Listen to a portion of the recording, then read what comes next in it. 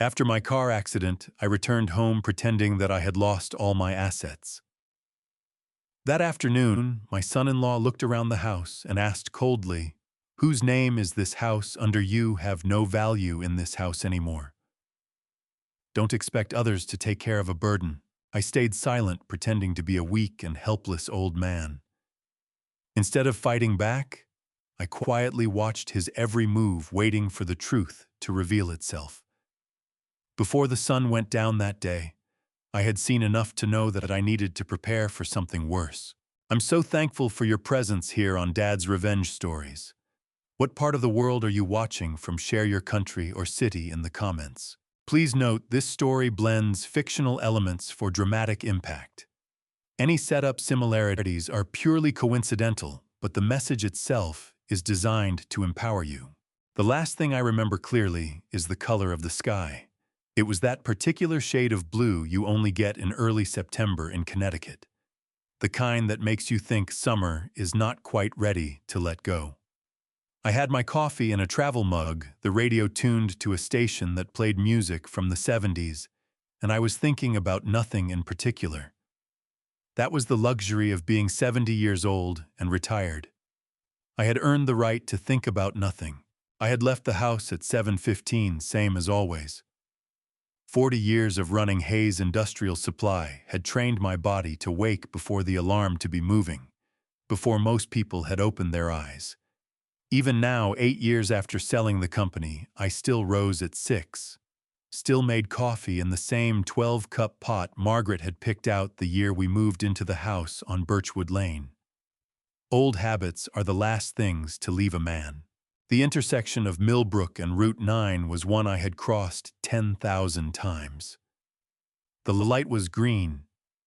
I know it was green because I remember thinking I would make it home before the rain came in from the coast. Then there was a sound, like the world folding in half, and after that, there was nothing for a long time. I woke up to white ceiling tiles and the smell of antiseptic and the particular hum of fluorescent lighting that exists only in hospitals. My left arm was elevated. Something was wrapped tightly around my head.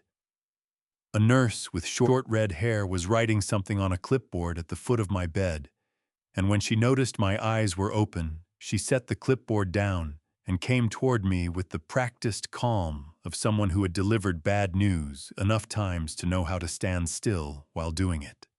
"Mr. Hayes," she said. "Can you tell me your name?" "William Hayes," I said. My voice came out rougher than I expected, like a door that had not been opened in a long time. "Do you know where you are?" "Hospital," I said. "Which one?" She smiled at that. "Hartford General. You were in a car accident this morning. A delivery truck ran the light on Route 9. You took most of the impact on the driver's side." She paused. "You're lucky to be talking to me right now." I thought about the blue sky and the travel mug, and the song on the radio, something by Fleetwood Mac that Margaret had always loved. I thought about how ordinary the morning had been right up until it was not. Dr. Reeves came in 20 minutes later. He was younger than I expected, maybe 40, with the kind of confident posture that either comes from genuine competence or from years of pretending. He pulled a chair close to the bed and sat down like a man who was not in a hurry, which told me something I was not sure I wanted to know. "So the good news," he said, "is that there are no broken bones and no internal bleeding. Your seatbelt did its job." He folded his hands in his lap. "The less straightforward news is that you sustained a moderate concussion and some swelling near the frontal lobe. We want to keep you overnight for observation. With injuries like this, we sometimes see temporary confusion, short-term memory disruption, difficulty with numbers or sequences." "Difficulty with numbers," I repeated. "It's temporary in most cases," he said. "But it's something your family should be aware of, especially if you're managing finances independently." I looked at the ceiling for a moment. 40 years of reading contracts, negotiating with suppliers, watching for the exact moment a man across a table was about to take more than his share. I knew what a useful piece of information sounded like. And I knew that what Dr. Reeves had just said, delivered in a room with a closed door and no witnesses, was the kind of information that could be used in ways he had not intended. "Is there family we should contact?" the nurse asked. I gave them Sandra's number. "She was my daughter, my only child, and I loved her the way you love something that has caused you both tremendous joy and tremendous worry over the course of 38 years. Her husband, Brandon Mercer, would come with her. He always did. I lay in the hospital bed and listened to the sounds of the hallway beyond my door. The squeak of rubber soles on linoleum, the distant announcement from an intercom, the low murmur of someone crying 2 rooms down. I thought about what the doctor had said. I thought about the last dinner I had shared with Sandra and Brandon 3 weeks ago at the Italian place on Elm Street. Brandon had asked somewhere between the pasta and the tiramisu whether I had spoken to my financial advisor recently. He had framed it as concern. He had his arm around Sandra's shoulder when he asked. "I heard them before I saw them." Sandra's voice in the hallway, quick and high and frightened in the way that told me her fear was real. That was the thing about Sandra. Whatever else was complicated between us, her feelings were always real. It was her judgment I had learned to question, not her heart. The door opened. Sandra came in first. Her eyes already red, her hands reaching for me before she had fully crossed the room. She pressed her fingers around my right hand and said my name twice, "Dad, Dad." And her voice broke on the second time in a way that made my chest ache with something I did not have a word for.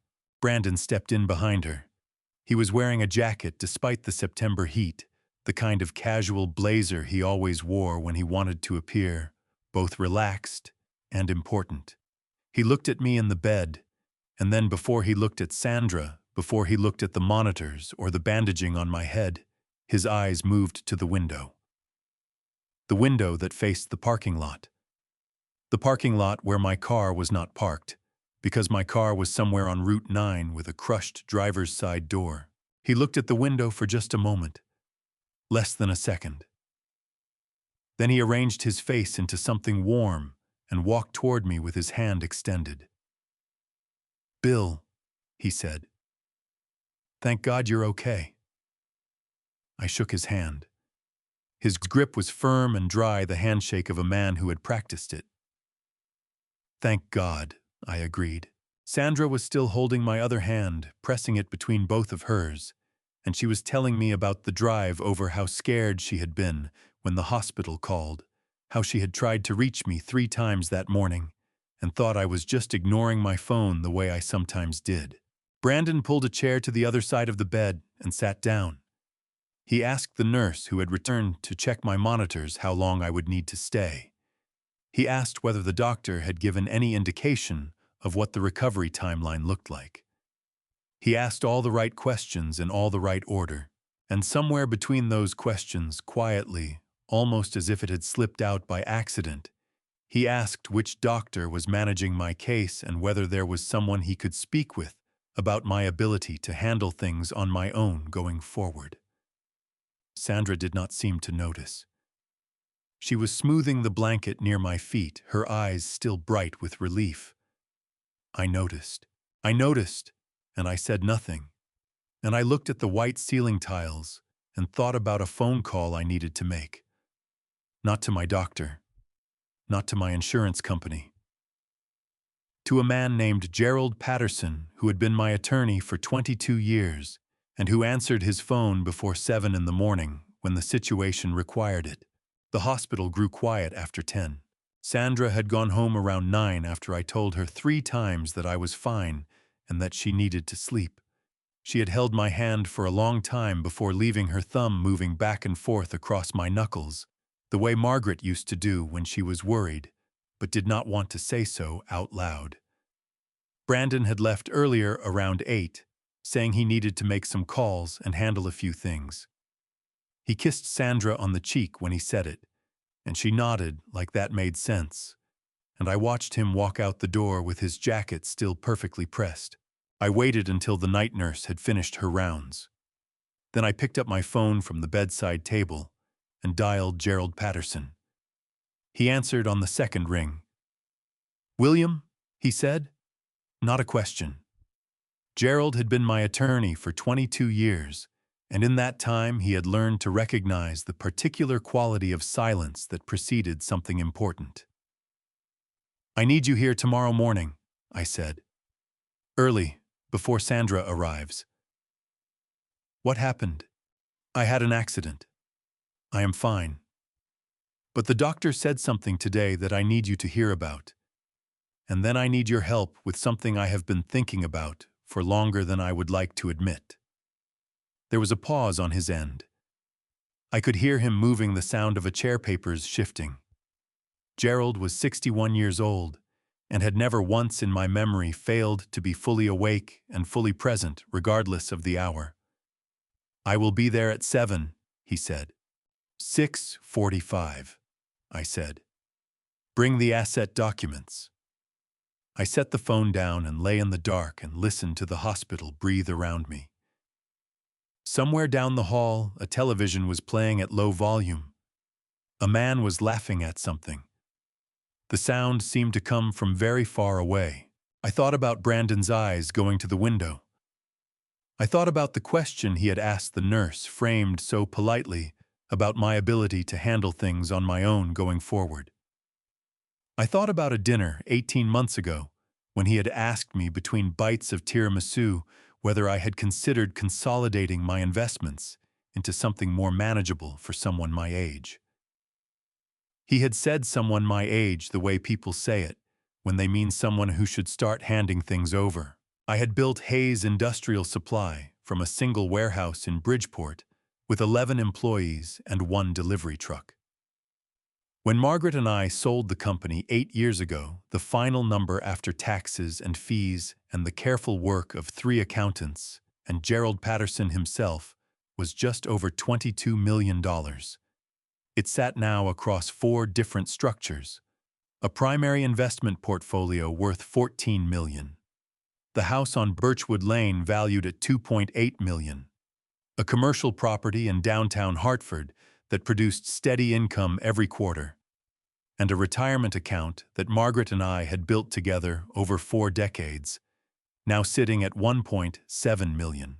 Nobody in my family knew the full number. Sandra knew I was comfortable.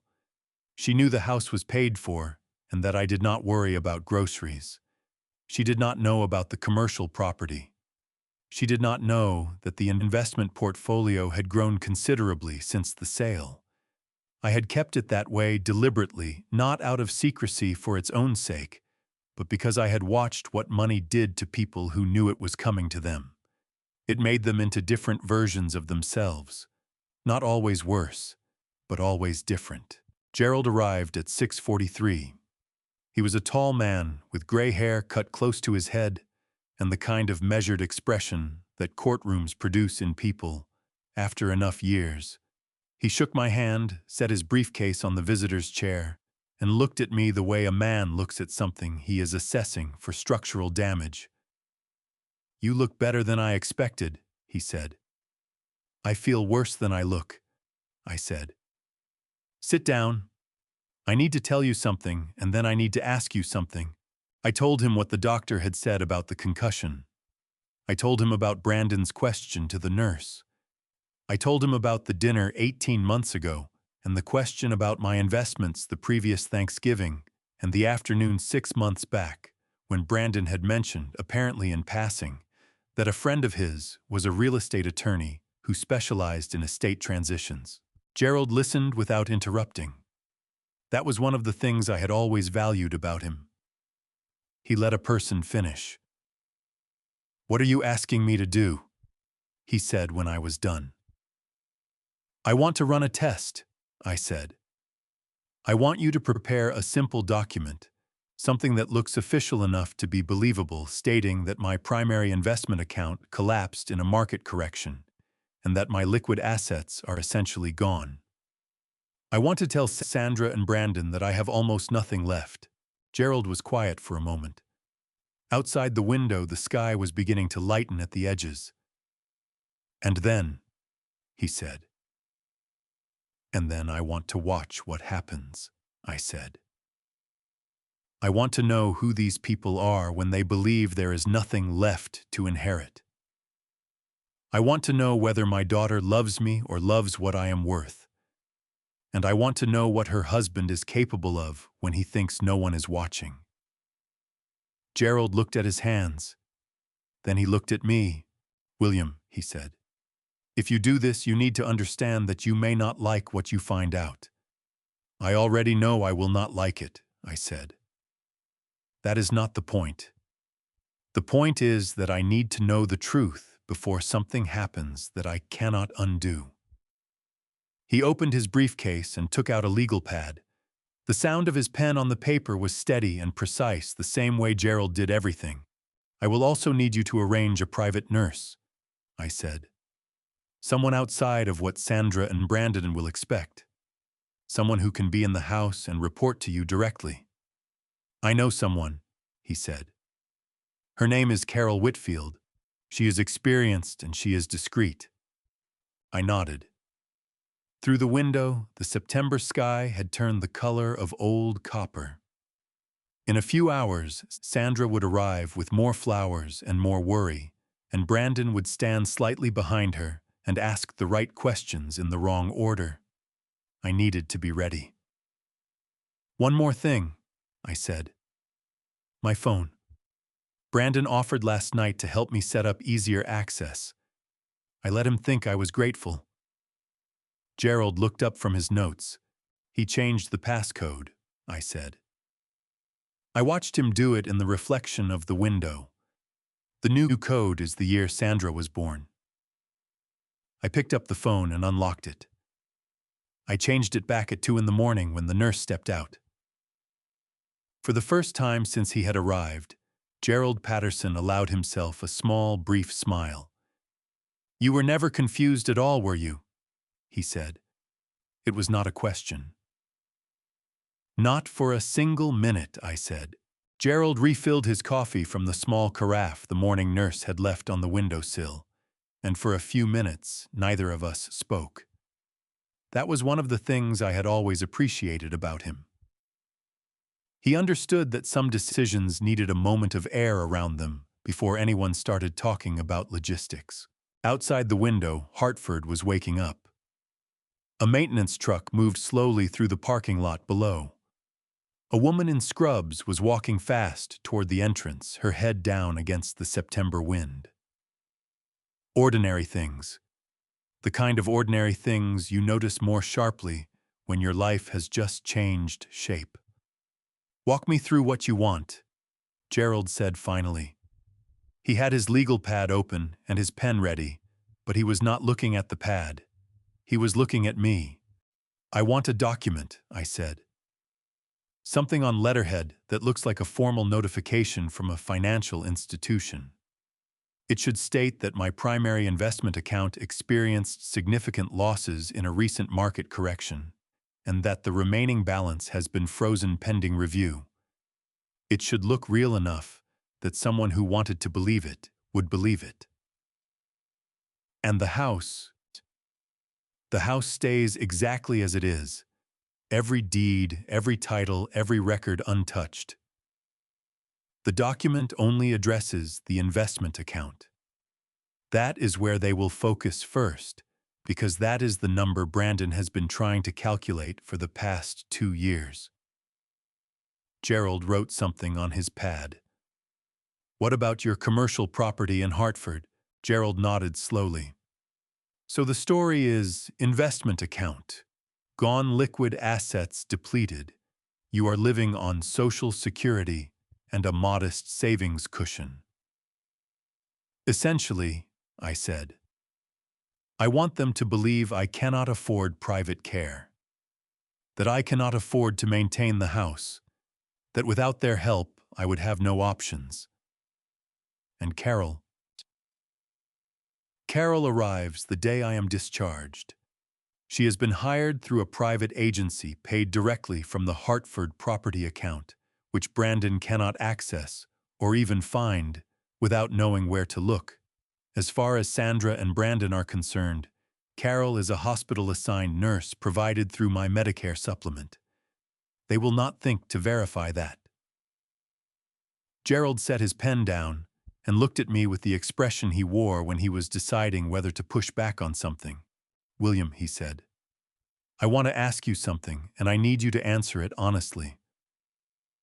When have I ever answered you any other way? What is the outcome you are hoping for?" he said. "Because there are two possibilities here. Either Sandra and Brandon surprise you, and you find out that the people you were worried about are better than you feared, or that they do not surprise you, and you find out something that cannot be unfound." He picked up his coffee. "I have known you for 22 years. I want to make sure you have thought about what happens if it is the second one." I looked at the ceiling for a moment. There was a small water stain in the corner, the shape of something I could not quite name. "I have thought about it," I said. "I have been thinking about it for 2 years, Gerald. Every time Brandon asked about my advisor, every time he steered Sandra away from visiting me alone, every time he mentioned in that casual way of his that managing a large estate could be overwhelming for someone without support." I brought my eyes back to his. "I am not doing this because I want to catch them. I am doing this because I need to know the truth before I sign anything, before I give anyone access to anything, before something happens that my attorney cannot fix." Gerald was quiet for a moment. Then he picked up his pen again. "I will have the document ready by this afternoon," he said. "I know someone at a printing service who can produce letterhead that will pass a casual inspection. Not a forensic one, but casual." He looked up. "Do not let anyone take it from you. Keep it visible like it arrived in your personal mail. Let them find it rather than showing it to them." "Understood," I said. "I will also need you to add me as an authorized contact on your medical file before you are discharged.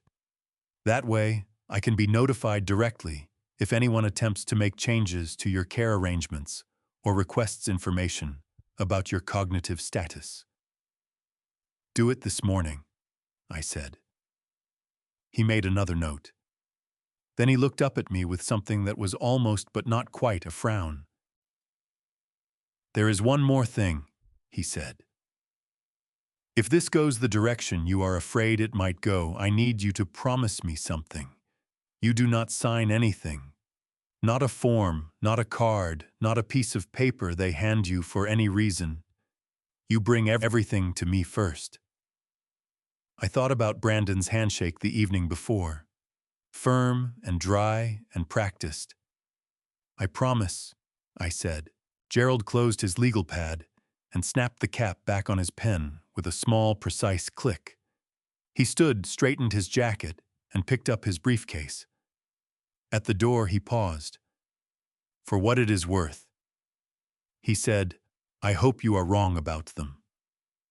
I looked out the window at the parking lot, at the ordinary morning moving forward without me, at the blue September sky that had looked so uncomplicated just 24 hours ago. "So do I, Gerald," I said. "So do I." He left at 7:41. At 8:15, Sandra called to say she and Brandon were on their way. Her voice was warm and full of relief, the voice of a daughter who loved her father and was grateful he was still alive to answer the phone. I held on to that sound for as long as I could, because I knew that by sunset I would find out whether it was enough. They discharged me at 2 in the afternoon. Sandra had brought a change of clothes, which was thoughtful, and a cashmere cardigan that had belonged to Margaret, which she knew I kept in the hall closet for cold evenings. The fact that she had remembered it made something tighten in my chest. Sandra's instincts were good. They had always been good. It was her judgment I had learned to be careful around, and her judgment had been living with Brandon Mercer for 11 years. The discharge paperwork took 40 minutes. Brandon stood near the nurse's station during most of it, his phone in his hand, occasionally stepping away to take calls he did not explain. I watched him from the wheelchair. The hospital required me to use a rule I found unnecessary, but did not argue with. There were larger arguments coming. I needed to save my energy. Gerald had left the envelope on my bedside table before he departed that morning. It was a standard white envelope, slightly creased with the logo of a financial services firm printed in the upper left corner. The name of the firm was real. Gerald had chosen it carefully, a company large enough to be recognizable, obscure enough that Brandon would not have a personal contact there to call. Inside was a single-page formal in tone describing a significant loss in market value and the temporary suspension of account access pending internal review. It looked exactly like the kind of letter a person dreads finding in their mailbox. I had placed it in the outer pocket of my overnight bag, visible but not obvious. The way bad news tends to travel. In the car on the way home, Sandra sat beside me in the back seat while Brandon drove. She held my hand and asked whether I was comfortable, whether the seatbelt was pressing on anything that hurt, whether I wanted the heat adjusted. Brandon drove without speaking, his eyes on the road, one hand on the wheel and the other resting on the center console with a patience that did not quite reach his shoulders. We pulled into Birchwood Lane at 3:15. The maple tree in the front yard had begun to turn the edges of its leaves, going copper and rust, the way they did every September, the way they had done every September for the 31 years I had lived in that house.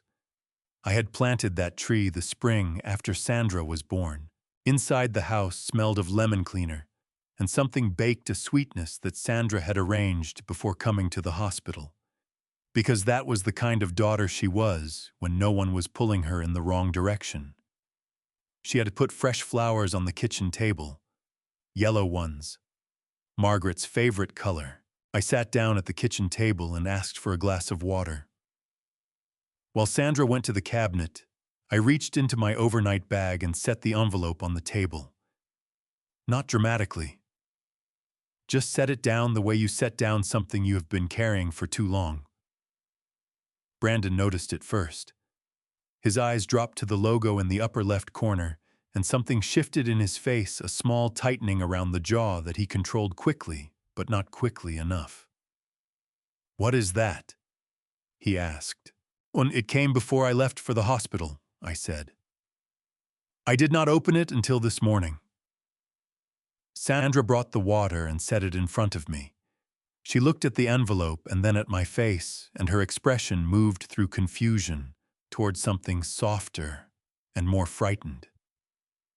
"Dad," she said. "What is it?" I told them. I told them the way you tell people something that cannot be untold, without drama, without looking away. The investment account had experienced severe losses. The remaining balance was frozen.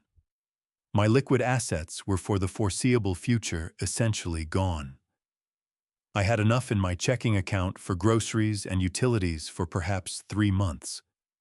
After that, I would be relying on my Social Security payment, which covered less than a third of what it cost to maintain the house on Birchwood Lane. Sandra's face went white. Her hand came up to cover her mouth, and her eyes filled with tears that spilled over before she could stop them. She reached across the table and grabbed my hand and said, "Dad, oh Dad!" in a voice that cracked open in the middle and hurt to hear. I pressed her hand and told her it was going to be all right. Brandon had gone very still. He was standing near the counter with his arms crossed and his head slightly tilted, the posture of a man who was running numbers behind his eyes. The sympathy he arranged on his face a moment later was the right shape, but it arrived 3 seconds too late. The way a translation arrives after the original has already told you everything you need to know. "How much is left?" he said. "Exactly." Sandra looked at him sharply. "Brandon, it is a practical question, Sandra. We need to understand what we are dealing with." I took a sip of water. "I am not certain of the exact amount," I said. "Gerald is reviewing everything." Brandon uncrossed his arms and moved to the table. He pulled out a chair and sat down across from me with his elbows on the table and his hands folded in front of him, the posture of a man who believed he was now running the meeting. "Okay," he said. "Here is what I think we need to consider." He paused the way people pause when they want you to feel the weight of their generosity. "Sandra and I would like to step in and help manage things while you get back on your feet. It makes sense for us to have visibility into the accounts, the house situation, all of it, just so nothing falls through the cracks." "That is very kind," I said. "The house," he said. "Is it paid off?" Sandra made a small sound, not quite a word. "Brandon," I said quietly, "my daughter just found out her father may lose everything he spent 40 years building. She is sitting right here, and the first complete sentence you have spoken to me since I told you the news is a question about the house." The room became very still. Outside, a car passed on Birchwood Lane. A dog barked twice and went quiet. Sandra went to the cabinet. Brandon leaned slightly toward me, his voice dropping below what the kitchen could carry to the hallway. "You understand that without money, you don't have much say in what happens next," he said. "Nobody wants to be responsible for someone who can't contribute anything, including me." Brandon's jaw tightened.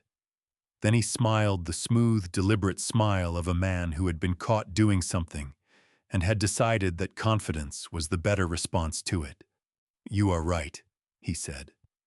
"I am sorry. I am just trying to think ahead." Sandra wiped her eyes with the back of her hand. She was not looking at Brandon. She was looking at me, and in her face I could see something that was equal parts grief and love, and a confusion she did not yet have words for. I looked back at her, and I held on to the fact that her tears had been real even as I noted that her husband's first question had been about the house.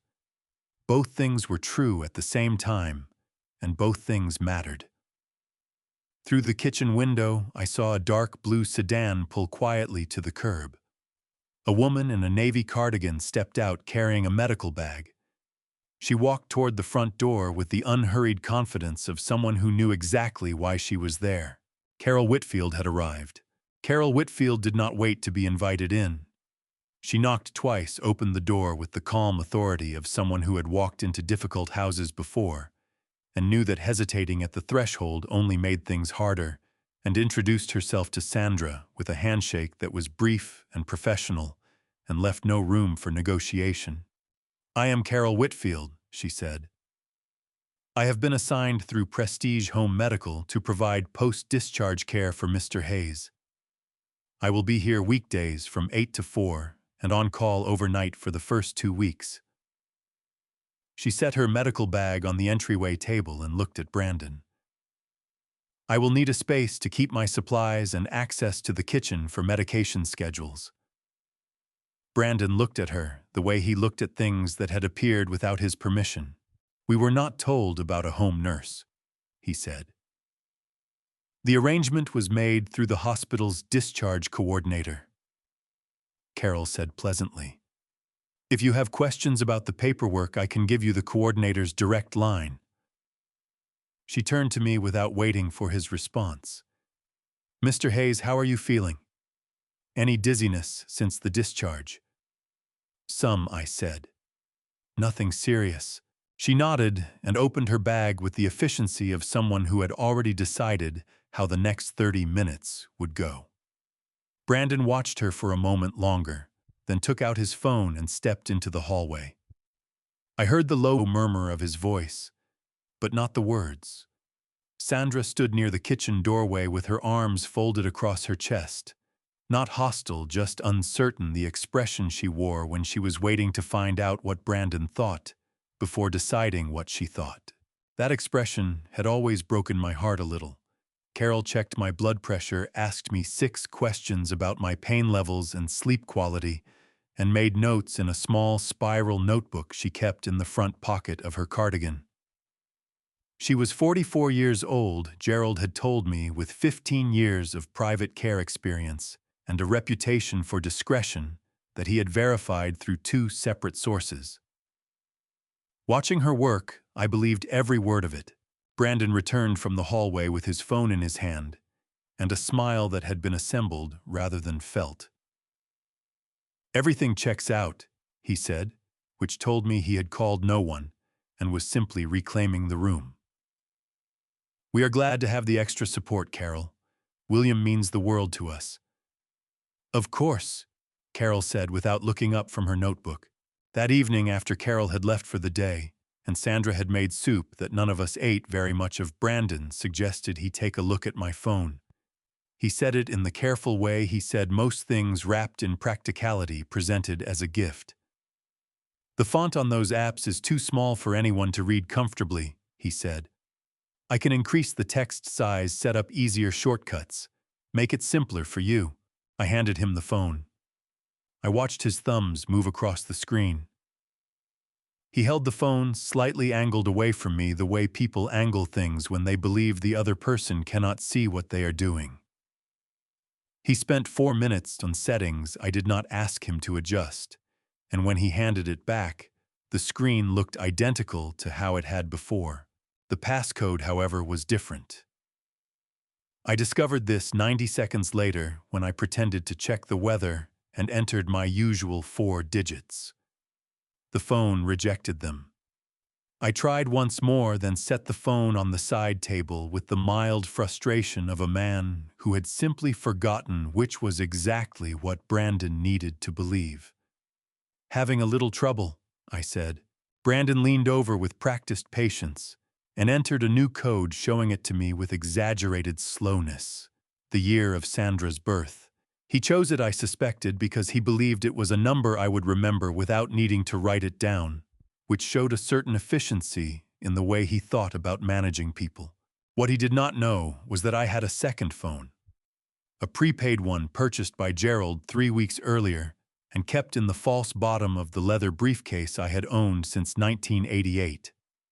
It was charged, it had Gerald's number and Marcus's number and Danny's number programmed into it, and it was sitting in the hall closet behind a box of Margaret's old gardening books. That night, after Sandra and Brandon had settled into the guest room with the quiet efficiency of people who had planned to stay, before they were asked, I lay in my own bed and listened to the house settle around me. The familiar sounds of it, the pipe that knocked once behind the bathroom wall at 11 every night, the particular creak of the 3rd step on the staircase. At 11:30, I heard Brandon's voice through the bedroom wall. Not words, just tone. Low and deliberate, the voice of a man who was working through a problem. It went on for perhaps 10 minutes. Then silence. At midnight, I reached under the mattress where I had placed the prepaid phone before dinner and sent a single text message to Marcus Elroy. We had been friends for 40 years, since the early days of Hayes Industrial, when Marcus had been my operations manager, and we had eaten bad sandwiches together in the original Bridgeport warehouse every Friday afternoon. The message said only Tuesday. Coffee, the usual place. Marcus replied in 4 minutes. 4 words. I will be there. I set the phone back under the mattress and closed my eyes. The pipe knocked behind the bathroom wall. The house breathed around me the way it always had.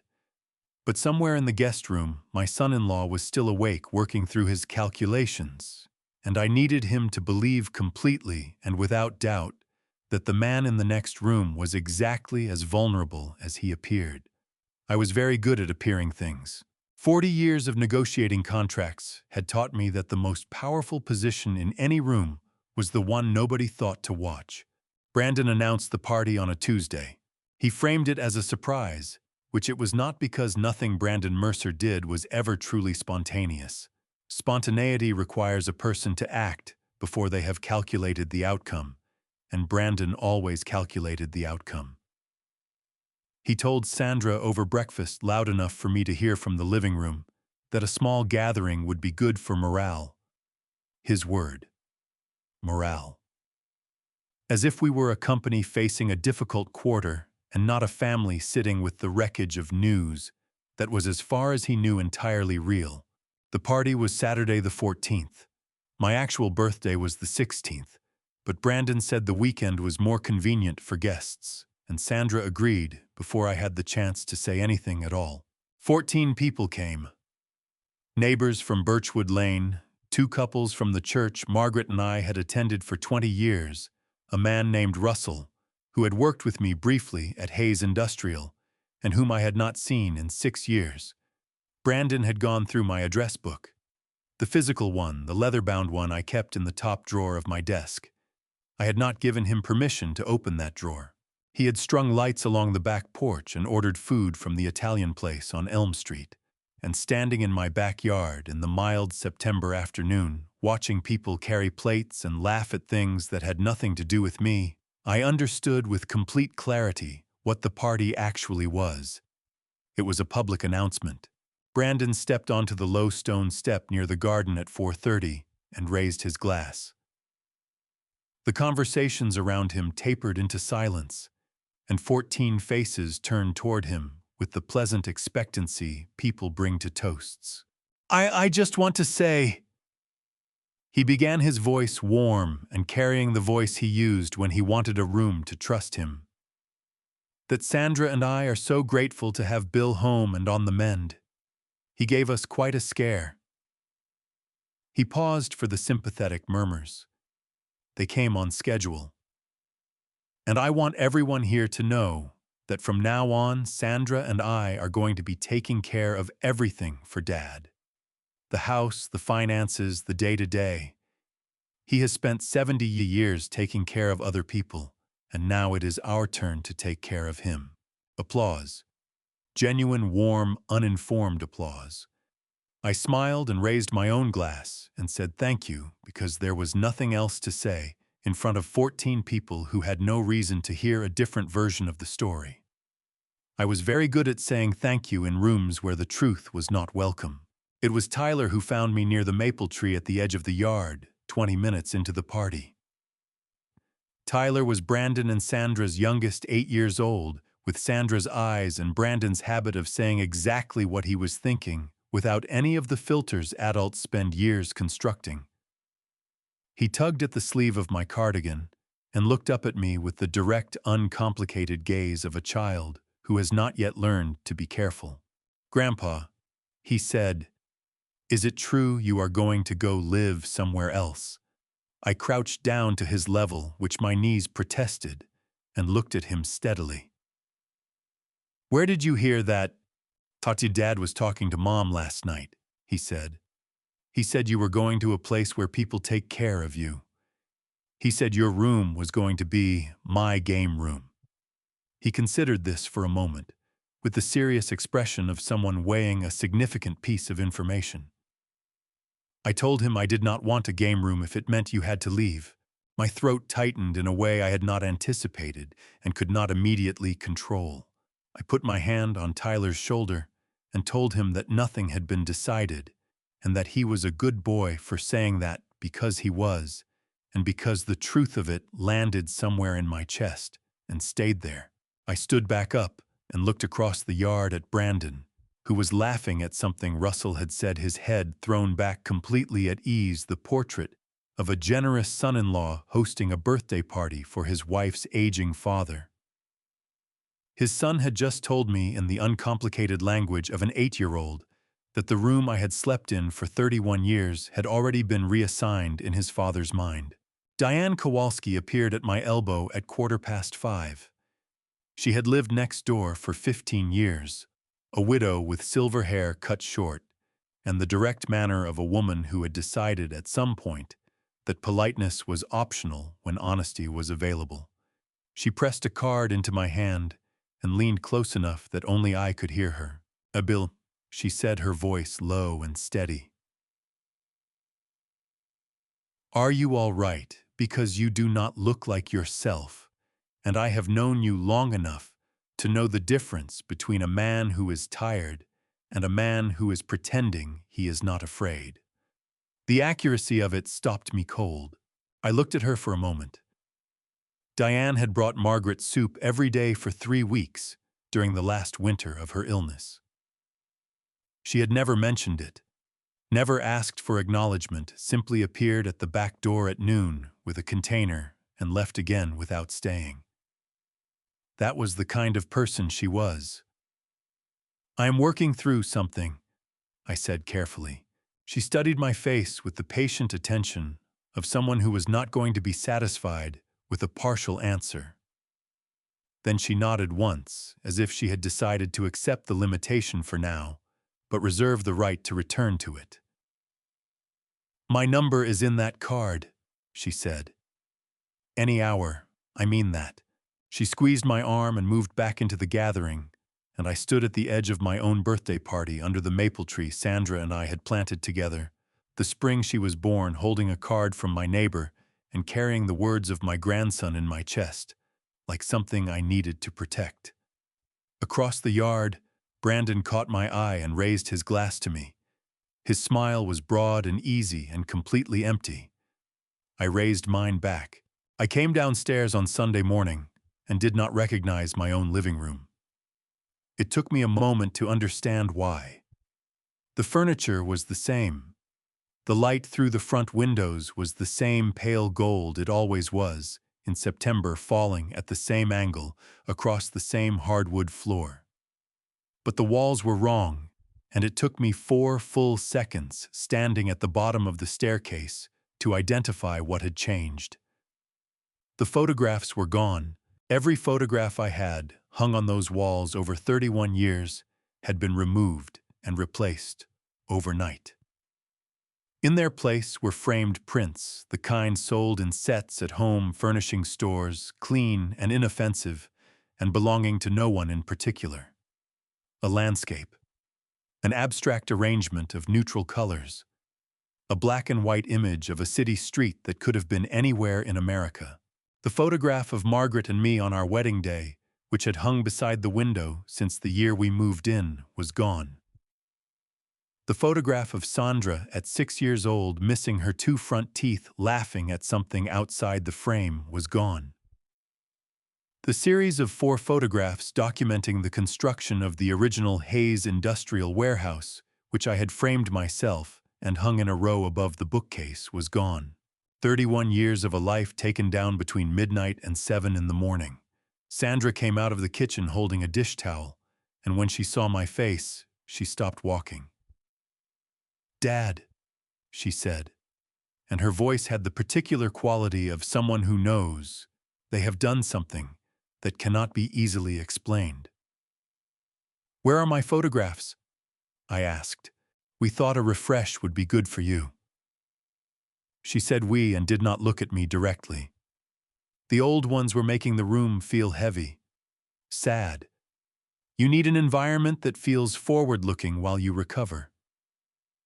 I looked at the wall where Margaret's wedding photograph had hung for 3 decades. The nail was still there. Whoever had taken the frame down had not bothered to remove the nail. "Where is the photograph of your mother?" I said. Sandra set the dish towel on the arm of the sofa and crossed her arms, not defiantly, but the way a person does when they are trying to hold themselves together. "It is in the storage box in the office closet," she said. "Everything is safe, Dad. Nothing was thrown away." "Bring it back," I said. She looked toward the hallway, the direction of the kitchen, where I could hear Brandon moving. The look lasted less than 2 seconds, but I had been watching Sandra's face for 40 years, and I knew what it meant. She was checking. She was checking before she answered me in my house about my wife's photograph. "Let us talk about it later," she said. "Breakfast is almost ready." I did not push further. Not because I had accepted the answer, but because I understood that pushing would change the surface of things without changing anything beneath it. And I needed to see how far beneath it went. I went back upstairs and sat on the edge of my bed. In the bottom drawer of my nightstand, beneath 2 paperback novels and a road atlas I had carried since 1993, was a photograph I had placed there the evening before the party. It was 3 inches by 4 inches, slightly faded at the edges, taken on a Sunday afternoon in October of 1987. Margaret was standing in the backyard in a green sweater, laughing at something I had said, her hair loose around her shoulders, her eyes bright with the particular happiness of ordinary afternoons. I took it out and held it for a moment. Then I put it in the breast pocket of my shirt close enough that I could feel it when I breathed. That afternoon, Diane appeared at the back fence while I was sitting on the porch. Carol was inside preparing my 2 o'clock medications. Brandon had gone somewhere in the car. Sandra was on a phone call in the office with the door mostly closed. Diane leaned on the fence post, the way she always had, her arms folded on top of the wood, her silver hair bright in the September light. "They took down your pictures," she said. It was not a question. "How did you know?" "I could see through the front window this morning when I walked past," she said. "Margaret's wedding photo was the first thing you saw when you came through the front door. Now there is a painting of a bridge." She paused. "I am sorry, Bill." Her directness had always been one of the things I valued about her. Diane had no interest in making difficult things easier to swallow by softening the language around them. "There is something else," she said. She took out her phone and turned the screen toward me. On it was a photograph she had taken that morning through her kitchen window, which faced the side of my house. In the image, Brandon was standing on my front porch at 6:45 in the morning, before I had come downstairs, speaking to a woman with a leather portfolio under her arm. The woman had a lanyard around her neck with a badge I could not read at that resolution, but the way she was measuring the width of the front door with her eyes told me enough. "She walked around to the side yard too," Diane said. "She was looking at the lot line." My jaw tightened. I kept my expression even because the porch was visible from the office window, and I did not know whether Sandra was still on her phone call. "Can you send that photograph to this number?" I took out a card from my shirt pocket, one of Gerald's, and handed it across the fence. Diane looked at it, then at me. "Is there anything I can do?" "You already did it," I said. "You kept your eyes open." She sent the photograph while I watched, then slipped her phone back into her pocket with the matter-of-fact efficiency of a woman who had made up her mind about something and was not going to be talked out of it. Carol appeared at the back door. "Mr. Hayes, you're 2 o'clock. I stood from the porch chair and looked once more at the nail on the living room wall, visible through the back window. The nail where Margaret's photograph had hung for 30 years. Inside my shirt pocket against my ribs, the small, faded photograph of her, laughing in the October yard, pressed warm and steady with every breath I took. The man who arrived on Wednesday morning had a clipboard, a white coat, and a handshake that was slightly too firm, the kind of handshake that belongs to someone who has been told that confidence is communicated through grip pressure. Brandon introduced him at the front door with the ease of a man presenting something he had arranged and was proud of. "Dad, this is Dr. Ellison. He is a cognitive specialist. Sandra and I thought it would be good to have a baseline assessment done, just so we have something on record as you recover." Dr. Ellison smiled the smile of a man who was not worried about being questioned. He was perhaps 50 with silver-framed glasses and the kind of neutral, pleasant expression that could have belonged to an accountant or a mid-level manager or anyone whose profession required him to appear credible without being memorable. "Mr. Hayes," he said, "it is a pleasure. I have heard a great deal about you." I shook his hand and told him to come in because the most useful thing I could do at that moment was appear cooperative. Carol was in the kitchen. I heard her set something down on the counter when she heard the voices. A small, deliberate sound, the sound of a person paying attention without appearing to. Dr. Ellison settled into the armchair across from the sofa and opened his clipboard with the practiced motion of someone who had rehearsed this. He took out a form with boxes and lines and the kind of professional formatting that can be produced by anyone with a printer in 40 minutes. He asked me to state my full name and date of birth. I did. He asked me what year it was. I said 2023, which was wrong by 1 year, and I watched his pen move without hesitation to mark my answer. He did not correct me. A real physician would have corrected me. He asked me to count backward from 100 by sevens. I went slowly, pausing in the wrong places, arriving at numbers that were close but not quite right. He made more marks.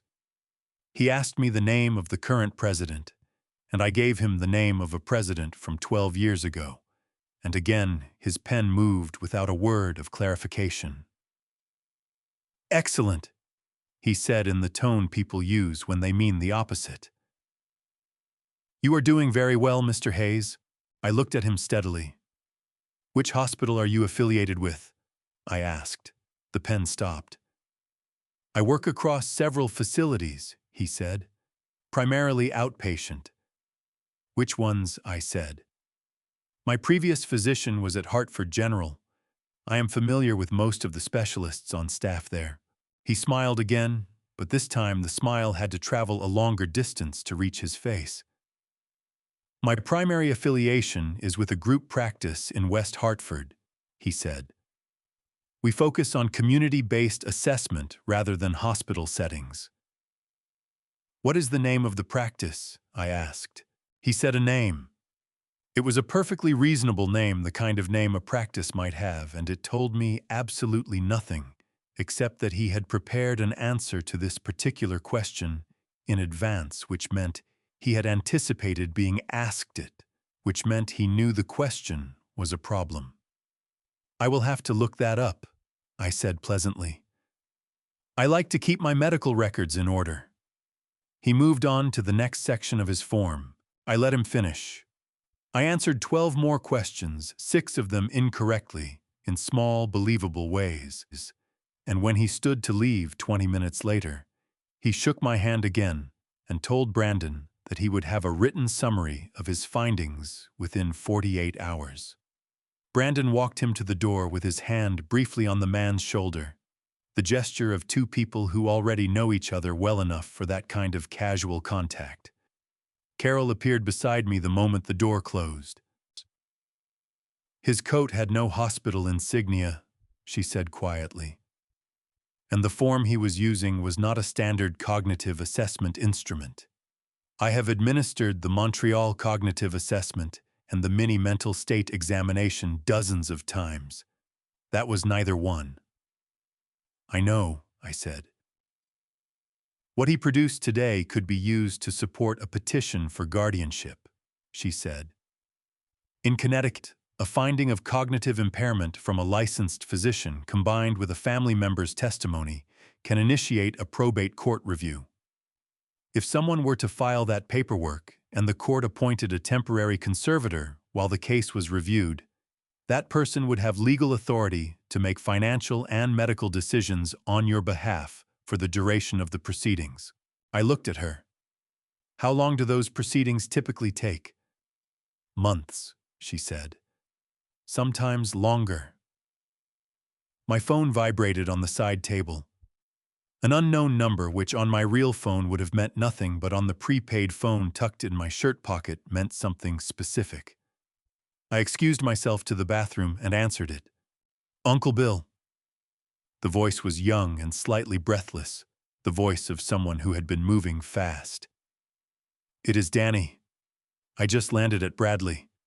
I took the first flight I could get out of Seattle. I should have come sooner. I am sorry it took me this long." Daniel Calloway was 32 years old, the son of my younger brother Robert, who had died of a heart attack 6 years ago at the age of 58. Danny had Robert's directness and Robert's loyalty, and fortunately none of Robert's stubbornness about asking for help when help was needed. "Do not come to the house yet," I said quietly. "Go to the Marriott on Asylum Avenue. Get a room. I will call you tonight with instructions." "What is going on?" His voice tightened with concern. "Are you okay?" The things I have been hearing from Gerald do not sound like you. I am perfectly fine, I said. I need you to trust me for a few more days. Can you do that? Then, yes.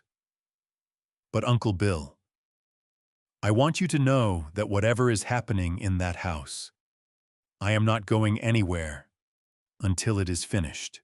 The steadiness in his voice wrapped around something in my chest and held it firm.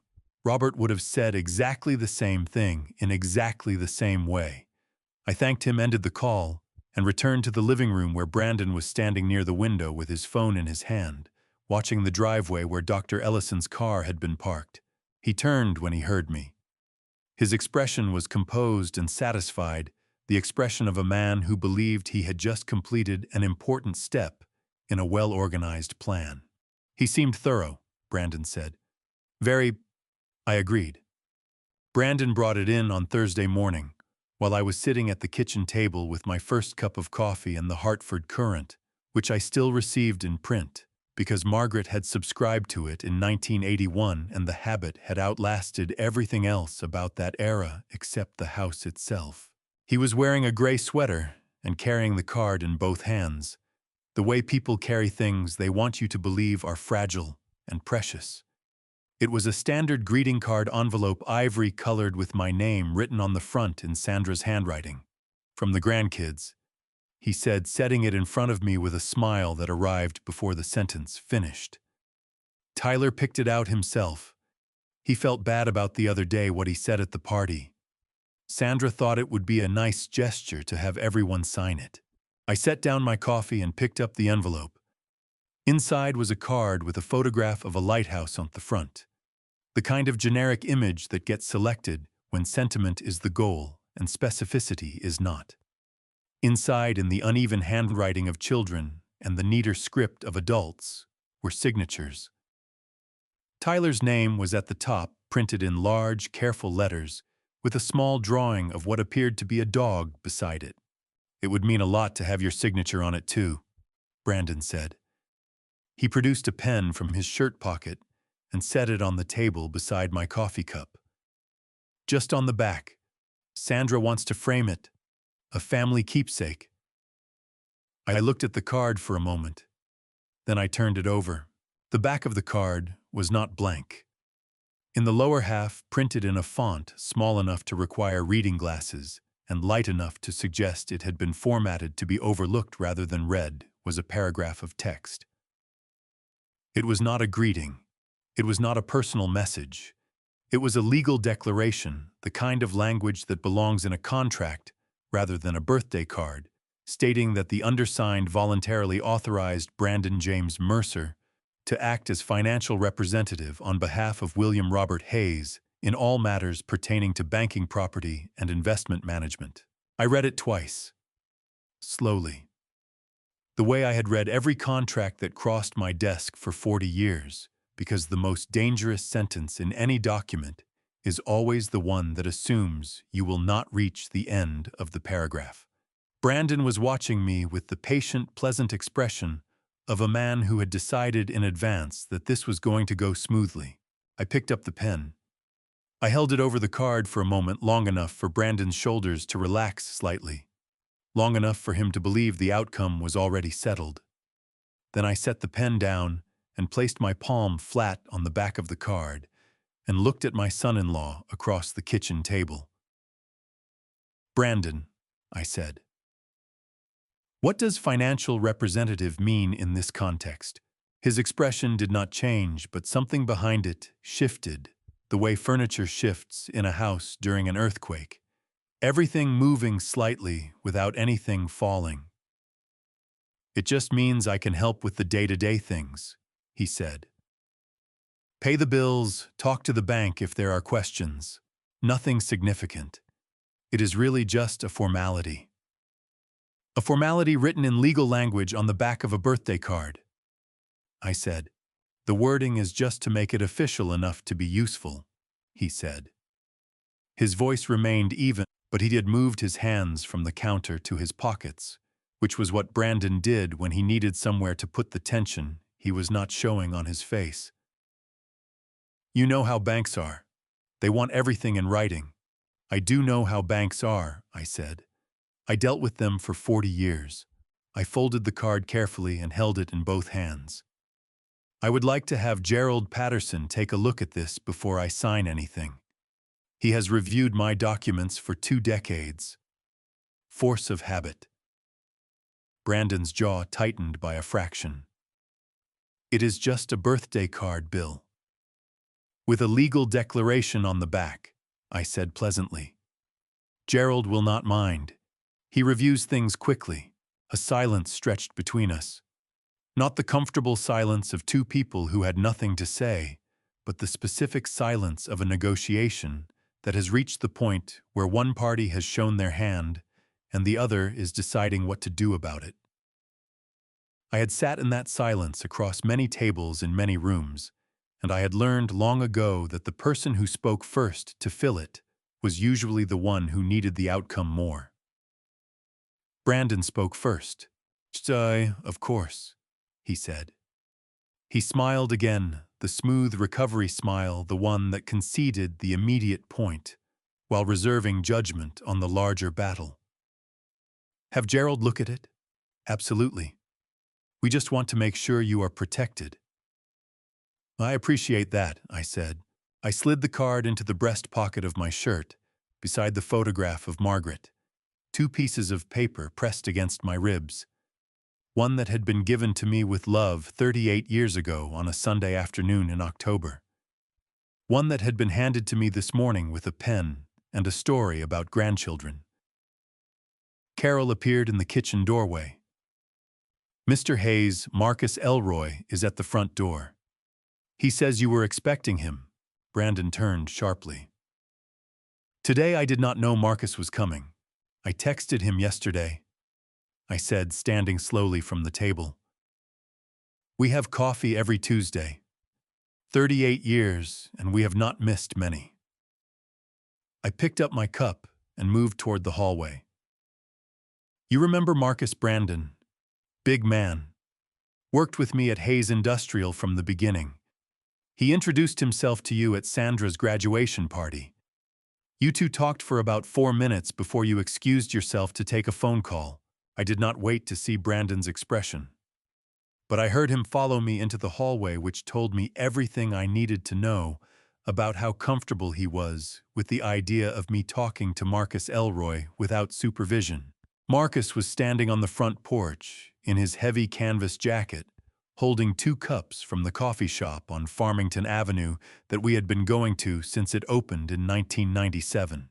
He looked at me the way he always looked at me, direct and unhurried, the look of a man who has known you long enough to see past whatever face you are currently wearing. Bill, he said. He held out one of the cups. Marcus, I said. I took the cup and stepped aside to let him in. Behind me, I felt Brandon calculating. Brandon suggested we sit in the living room. He said it pleasantly, the way he said most things, with the tone of a man making a helpful observation rather than directing traffic. But the living room had sight lines from the kitchen and from the hallway, and the chairs were arranged so that anyone standing in either doorway could see and hear everything without appearing to try. The back porch where Marcus and I had sat every Tuesday for years when the weather allowed was accessible only through the kitchen, which would have required Brandon to make his surveillance more obvious than he preferred. I told Marcus the back porch was too cold for my wrist and suggested the living room myself, which removed Brandon's ability to feel he had won something. Marcus settled into the armchair across from me with the ease of a man who has spent enough decades in difficult rooms to know that comfort is a choice you make regardless of the furniture. He was 68 years old, broad across the shoulders, in the way of men who had done physical work in their 30s and 40s, and carried the shape of it into old age. He had driven a forklift in the original Bridgeport warehouse before I promoted him to operations, and he had run the floor of Hayes Industrial for 22 years, with a combination of fairness and stubbornness that I had never once seen fail to produce results. Brandon positioned himself in the kitchen doorway with a glass of water leaning against the frame with the studied casualness of someone who wanted to appear as though he had simply stopped there by accident. Marcus looked at him for a moment, then back at me and said nothing about it, which was exactly what I would have expected from Marcus. "How is the wrist?" he asked. "Healing," I said. "Slower than I would like." "You always healed slower than you thought you should," he said. "You have been impatient about recovery since the knee surgery in 2003. You tried to play golf 6 weeks early and set yourself back by a month." I laughed because it was true, and because laughing was the appropriate response to an old friend telling an accurate story. Across the room, I saw Brandon recalibrate. He had expected something more careful, more coded. Two old men talking about a knee surgery in 2003 was not a conversation he knew how to surveil productively. We talked about Marcus's daughter in Portland, who had recently been promoted to department head at her firm. We talked about the coffee shop on Farmington Avenue, which had changed ownership twice in the last 4 years, but somehow kept the same espresso machine. We talked about the Red Sox, who had disappointed us both in ways that felt personal. And somewhere inside that conversation, moving beneath the surface of it, the way a current moves beneath still water, we talked about everything else. When I mentioned that I had been having trouble keeping track of paperwork since the accident, Marcus nodded slowly and said that his brother-in-law had gone through something similar after a surgery 2 years back, and that a good attorney had been invaluable in helping sort through what was real and what was not. I said I was lucky to have Gerald Patterson in my corner. Marcus said Gerald was one of the sharpest men he had ever met, and that it was reassuring to know he was involved. I said it was reassuring to me as well, and that I had spoken with him just recently more than once. Brandon shifted in the kitchen doorway. Marcus asked whether I had heard from Danny recently. I said I had just yesterday, in fact, and that Danny was doing well and was closer than usual at the moment. Marcus said that was good to hear, that Danny was a solid young man, Robert's son through and through. I agreed and said that having people nearby who knew the full picture was something I was grateful for these days. Brandon set his glass down on the kitchen counter. The sound was small but deliberate. Marcus looked at me over the rim of his coffee cup, and in his eyes was the complete, unhurried understanding of a man who had spent 40 years reading rooms and people and the space between what was said and what was meant.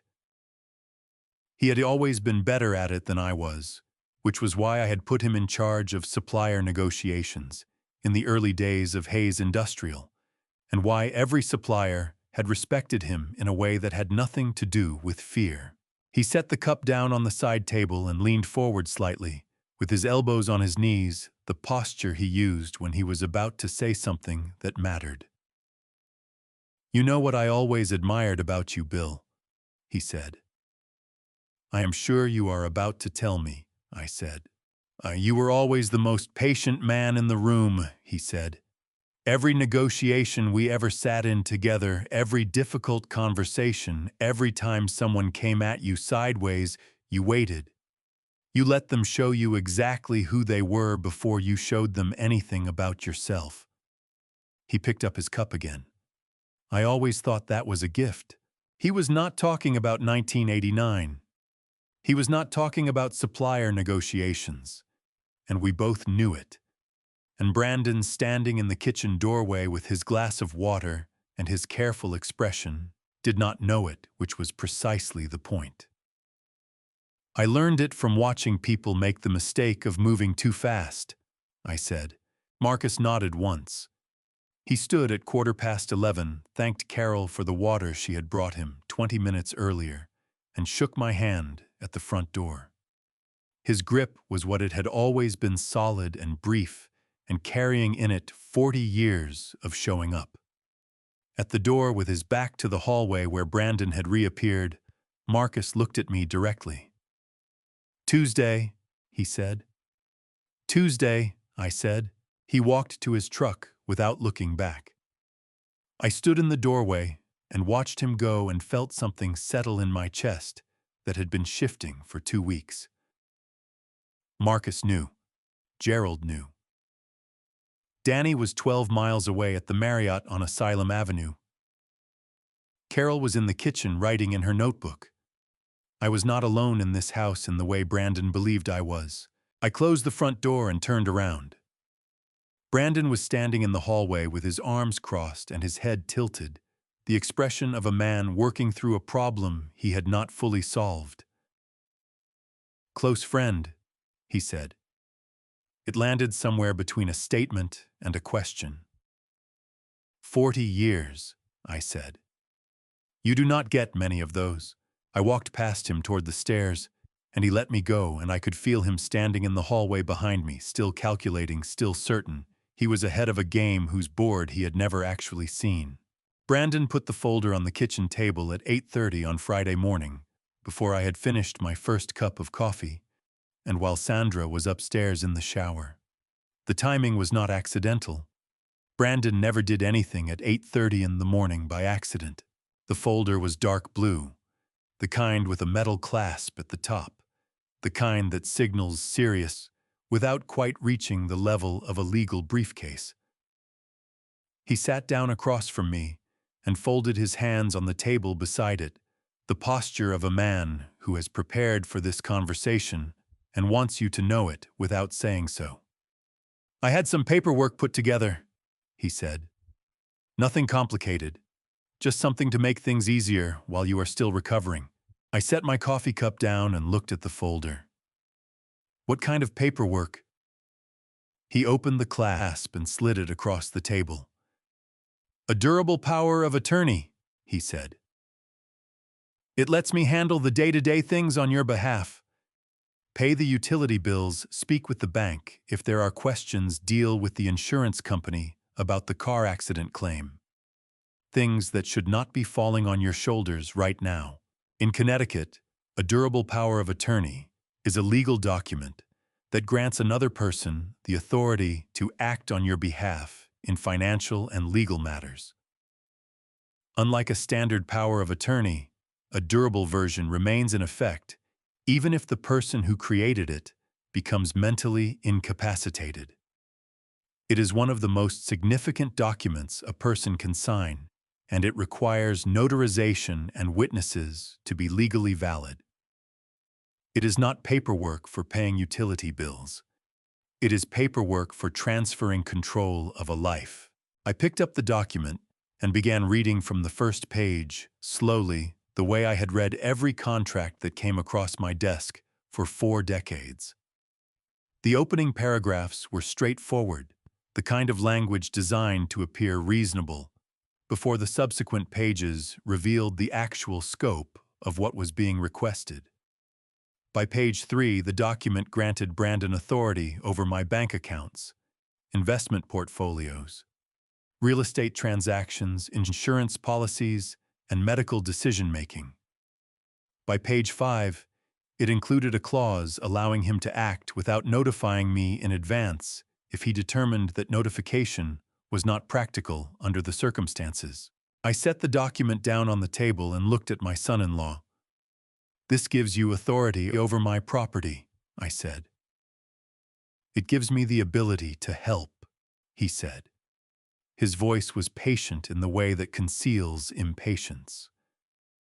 Right now, with your injury and the financial situation, you need someone who can move quickly if something comes up. You do not want to be scrambling to get to a bank branch when your wrist is still in a brace. The clause on page 5, I said. The one about acting without prior notification. That is just standard language, he said. Every power of attorney has something like that. It just means I do not have to wake you up at 2 in the morning if a payment is due. Every power of attorney did not have something like that. At least not worded the way this one was worded. But I did not say so. I would like Gerald to look at this before I sign, I said for the second time in 2 days. Brandon's expression held. He was better at holding his expression than most people I had negotiated with. and I had negotiated with a substantial number of people over the years. But the particular way his fingers moved against the table, a small rhythmic pressure of the index finger against the wood, was something I had noticed once before at Sandra's graduation dinner, when a conversation had not gone the direction he expected. "Gerald has already seen similar documents," he said. "This is a standard form." "Then it will not take him long to review it," I said. Sandra came downstairs in that moment, her hair still damp, pulling a sweater over her shoulders. She looked at the folder on the table and at the two of us sitting across from each other. And something moved through her face, a quick uncertainty that she smoothed over before it fully formed. "What is this?" she asked. "Just some paperwork for Dad," Brandon said. "To help while he recovers." Sandra looked at me. I held her gaze for a moment, and in that moment I tried to give her something without words, the way you try to hand someone something fragile across a distance. She looked away first, which told me she already knew more about what was in that folder than she was prepared to say in front of both of us at the same time. Carol appeared in the kitchen doorway at that moment, with my morning medications on a small tray, 2 tablets, and a glass of water, and her timing was precise enough that I suspected she had been listening from the hallway and had chosen this particular moment deliberately.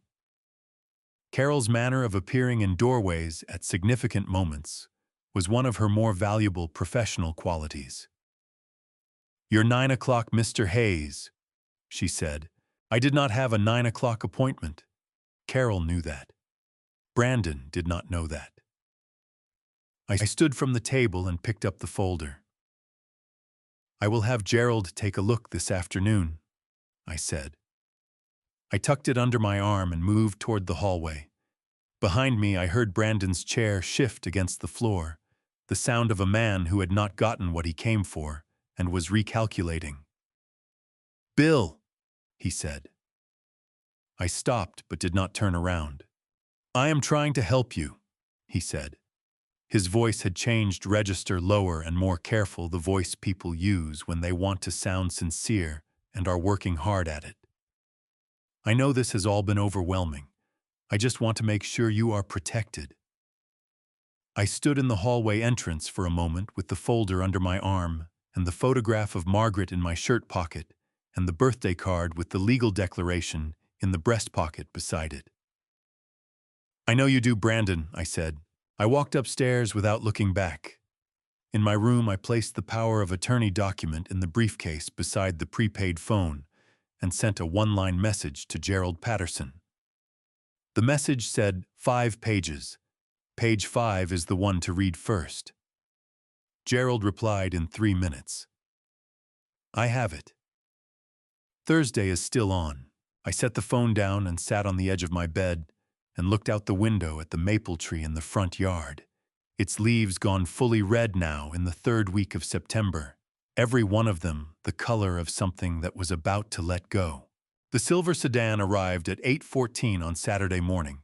I was sitting in the chair by the bedroom window, with my coffee, the one spot in the house where I could see the full length of Birchwood Lane without being visible from the street below. It was a habit I had developed in the 2nd week this early morning, watching, not because I expected anything in particular, but because the window had become the one place in the house where I could think, without the awareness of Brandon somewhere nearby doing the same. The car parked directly in front of the house. A man in a charcoal suit stepped out, and even from the 2nd floor, I could see the leather portfolio under his arm and the way his eyes moved across the front of the house with the particular professional assessment of someone calculating value rather than admiring architecture. He stood on the sidewalk for a moment, with his phone raised, taking photographs of the exterior. Then he walked slowly along the front of the property, pausing at the corner to look at the lot line, stepping back to photograph the garage, measuring something with his eyes that I could not see but understood completely. He was a real estate agent, not a friend of Brandon's dropping by, not a contractor. A real estate agent doing a preliminary assessment of a property he expected to list. Brandon appeared on the front porch before the man had reached the steps. He had his jacket on, despite the hour, which meant he had been dressed and waiting, which meant this appointment had been scheduled, which meant my son-in-law had contacted a real estate agent about my house without my knowledge and had arranged for him to come while I was as far as Brandon knew upstairs sleeping. I watched them shake hands on the porch with the ease of two people who had already spoken on the phone enough times to be comfortable with each other. Brandon held the front door open, and the agent stepped inside. Into my house.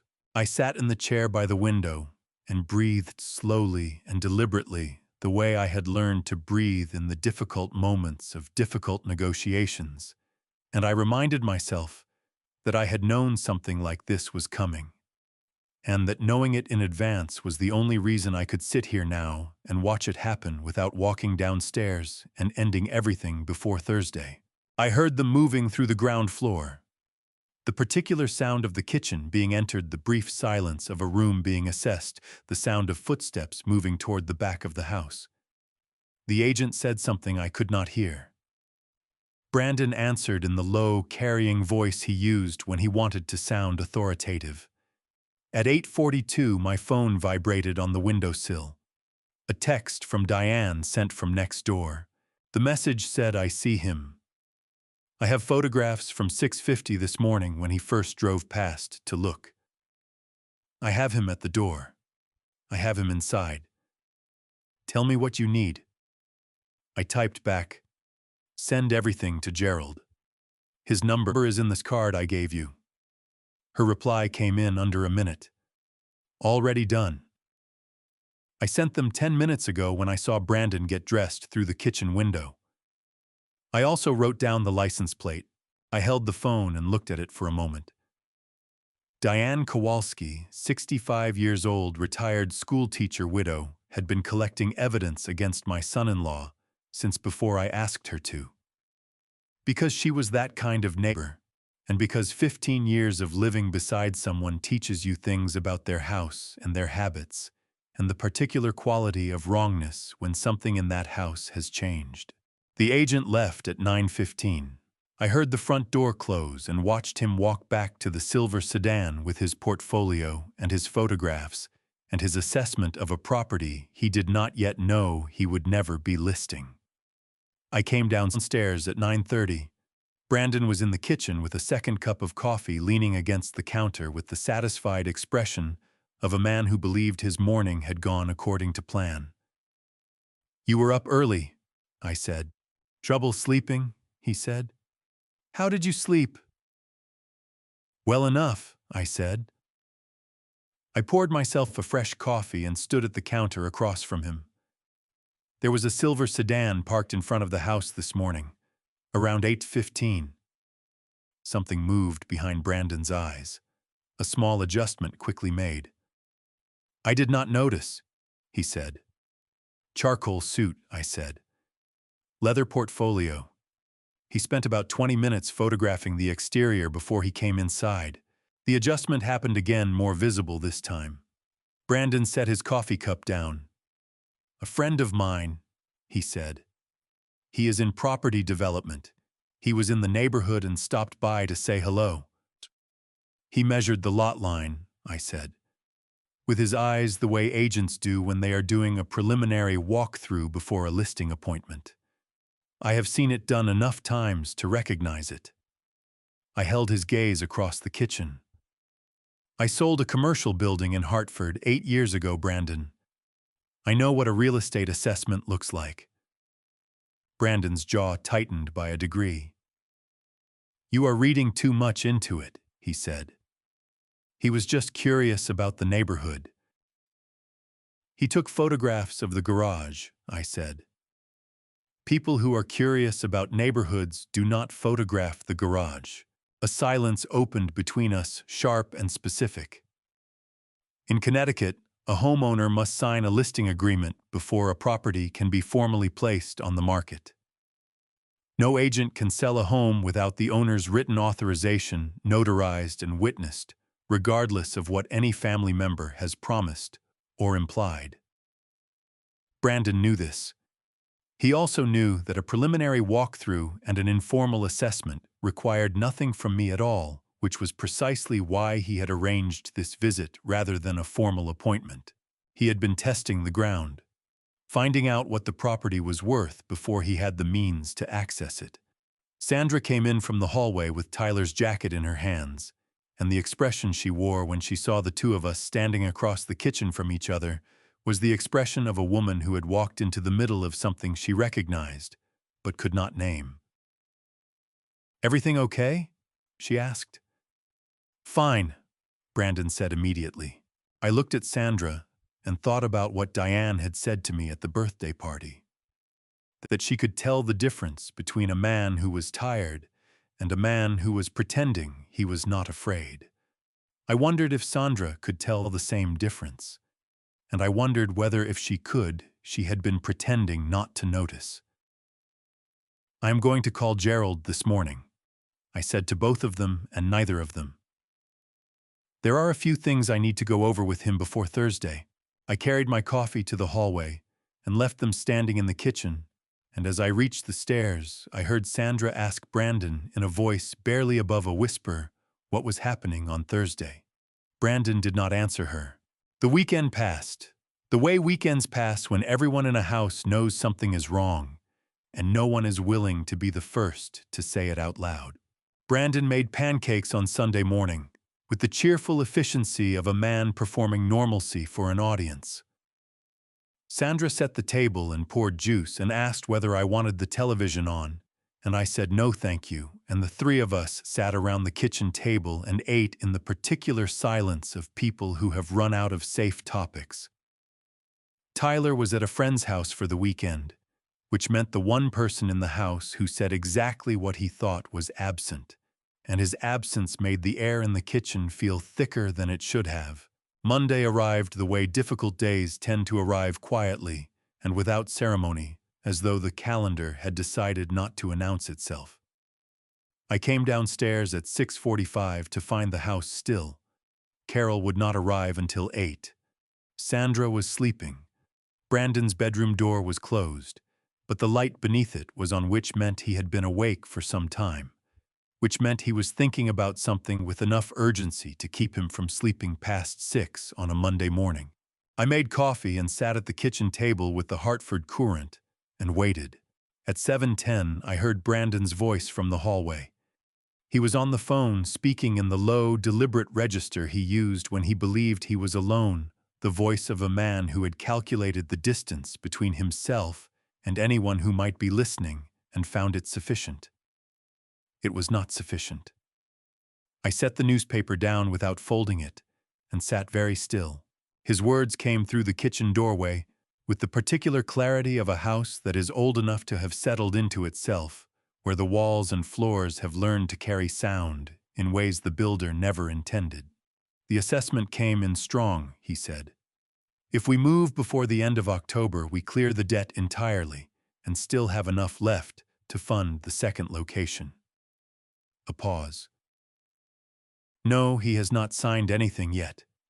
The attorney keeps getting in the way." Another pause, longer this time. "The nursing home situation is handled. I put the deposit down last week. If he does not go voluntarily, the doctor's report gives us enough to file for temporary conservatorship. The court process takes 3 to 4 months, but the house can be listed the same week we file." His voice dropped slightly. "She will go along with it. She always does." I sat at the kitchen table with my coffee cooling in front of me and listened to my son-in-law describe the timeline for dismantling my life with the same tone of voice he would have used to discuss a business acquisition. Which was, I understood in that moment, exactly what he believed it was. She will go along with it. She always does. I thought about Sandra setting the table on Sunday morning. Sandra pouring juice. Sandra asking whether I wanted the television on in the careful voice of a woman who was managing something she did not know how to put down. She always does. The call ended. I heard Brandon's footsteps move toward the kitchen, and I picked up the newspaper and found the page I had been reading and set my eyes on it. And when he appeared in the doorway, I was a man who had been sitting quietly with his coffee and his paper for the last 20 minutes and had heard nothing at all.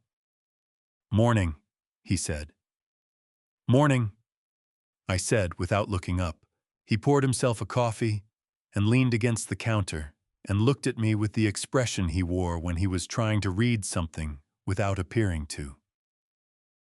"Sleep well?" he asked. "Well enough," I said. He took his coffee to the hallway, and I heard his footsteps on the stairs. I set the newspaper down and looked at the wall where Margaret's photograph had hung for 30 years and was no longer hanging, and I felt something settle in my chest, with the cold finality of a decision that has already been made and simply needs to be acted upon. I reached into my shirt pocket and took out the prepaid phone and sent a message to Carol. The message said, "Study tonight. 8 o'clock. Check the living room camera first." Carol had helped me install 3 small cameras in the house on the morning of my discharge, while Sandra and Brandon were still finishing paperwork at the hospital. They were positioned in the living room, the kitchen, and the hallway near the office. They were the size of a coat-button wireless and connected to an application on the prepaid phone that stored footage in a cloud account Gerald controlled. In Connecticut, a homeowner has the legal right to install recording devices anywhere on their own property, except bathrooms and bedrooms, and everything these cameras had recorded in the past 2 weeks was stored time-stamped and accessible to Gerald from his office on Farmington Avenue. Carol's reply arrived in 4 minutes. "Already reviewed it this morning. You need to see what happened at 11 last night in the living room. I have flagged the timestamp for Gerald." I typed, "What happened?" She replied. "Sandra, the cabinet beside the fireplace. Your wife's jewelry box." I set the phone down on the table and looked at the window and the September morning beyond it, the maple tree gone fully crimson now, every leaf holding on by the smallest possible margin before the wind finally took it. Margaret's jewelry box had sat in that cabinet for 31 years. It contained 3 rings, 2 bracelets, a strand of pearls her mother had given her the year we married, and a pair of earrings I had bought her in 1994 on a trip to Boston that had been our last vacation before Hayes Industrial consumed every available hour of the next decade. None of it was worth significant money. All of it was worth everything. I picked the phone back up and typed a single message to Danny at the Marriott on Asylum Avenue. The message said, "Thursday is confirmed. Be ready by noon." Danny replied in 2 minutes. 4 words, the same 4 words Marcus had sent me 2 weeks ago when I had texted him from a hospital bed in the dark. "I will be there." I folded the newspaper, finished my coffee, and went upstairs to get dressed. On the landing, I passed Brandon coming out of the bedroom, with his jacket already on his phone, already in his hand, moving with the purpose of a man who believed he was running out of time. He was right about that. He was simply wrong about which direction it was running. Danny sent the screenshot at 11:43 on Monday night. I was lying in bed with the prepaid phone on the pillow beside me, watching the ceiling and listening to the house settle into its nighttime sounds. The pipe behind the bathroom wall, the particular creak of the hallway floor outside my door when the temperature dropped. The phone screen lit up, and I turned it over and looked at what Danny had sent, and lay there for a long time without moving. It was an email confirmation. The sender was Maplewood Care Center, a facility 41 minutes outside Hartford on Route 44. The email confirmed a deposit of $1,500 received from Brandon James Mercer, reserving a single occupancy room for a period of 12 months beginning October 1st. The name on the reservation was William Robert Hayes. The email had been sent 3 days ago on Friday. The same morning, Brandon had placed the durable power of attorney folder on the kitchen table at 8:30 and told me it was just paperwork to help with the bills.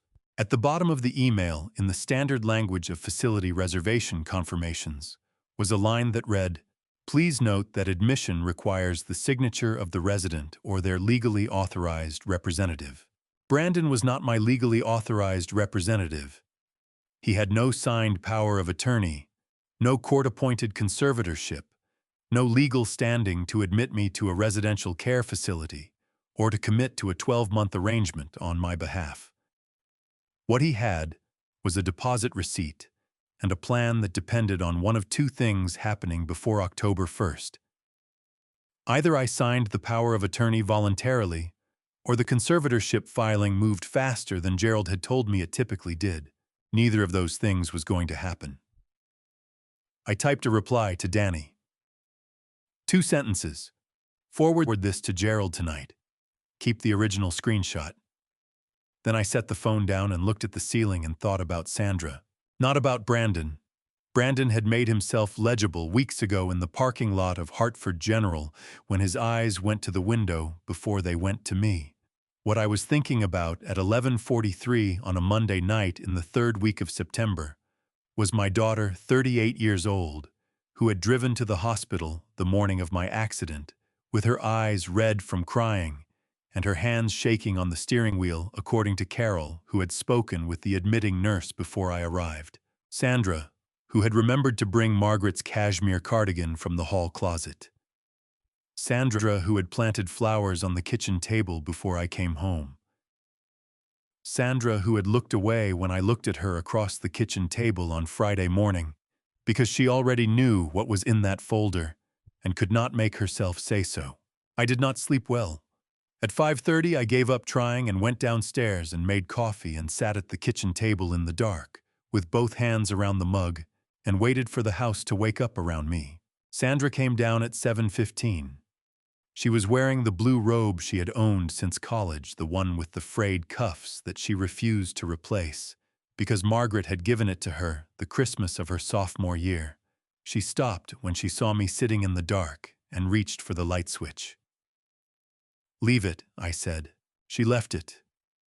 She poured herself a coffee and sat down across from me, and we sat together in the gray early morning light, the way we had sometimes sat when she was young and could not sleep before Brandon, before the distance that had grown between us in the years I had been too busy building a company to notice it widening. "Sandra," I said. "Dad."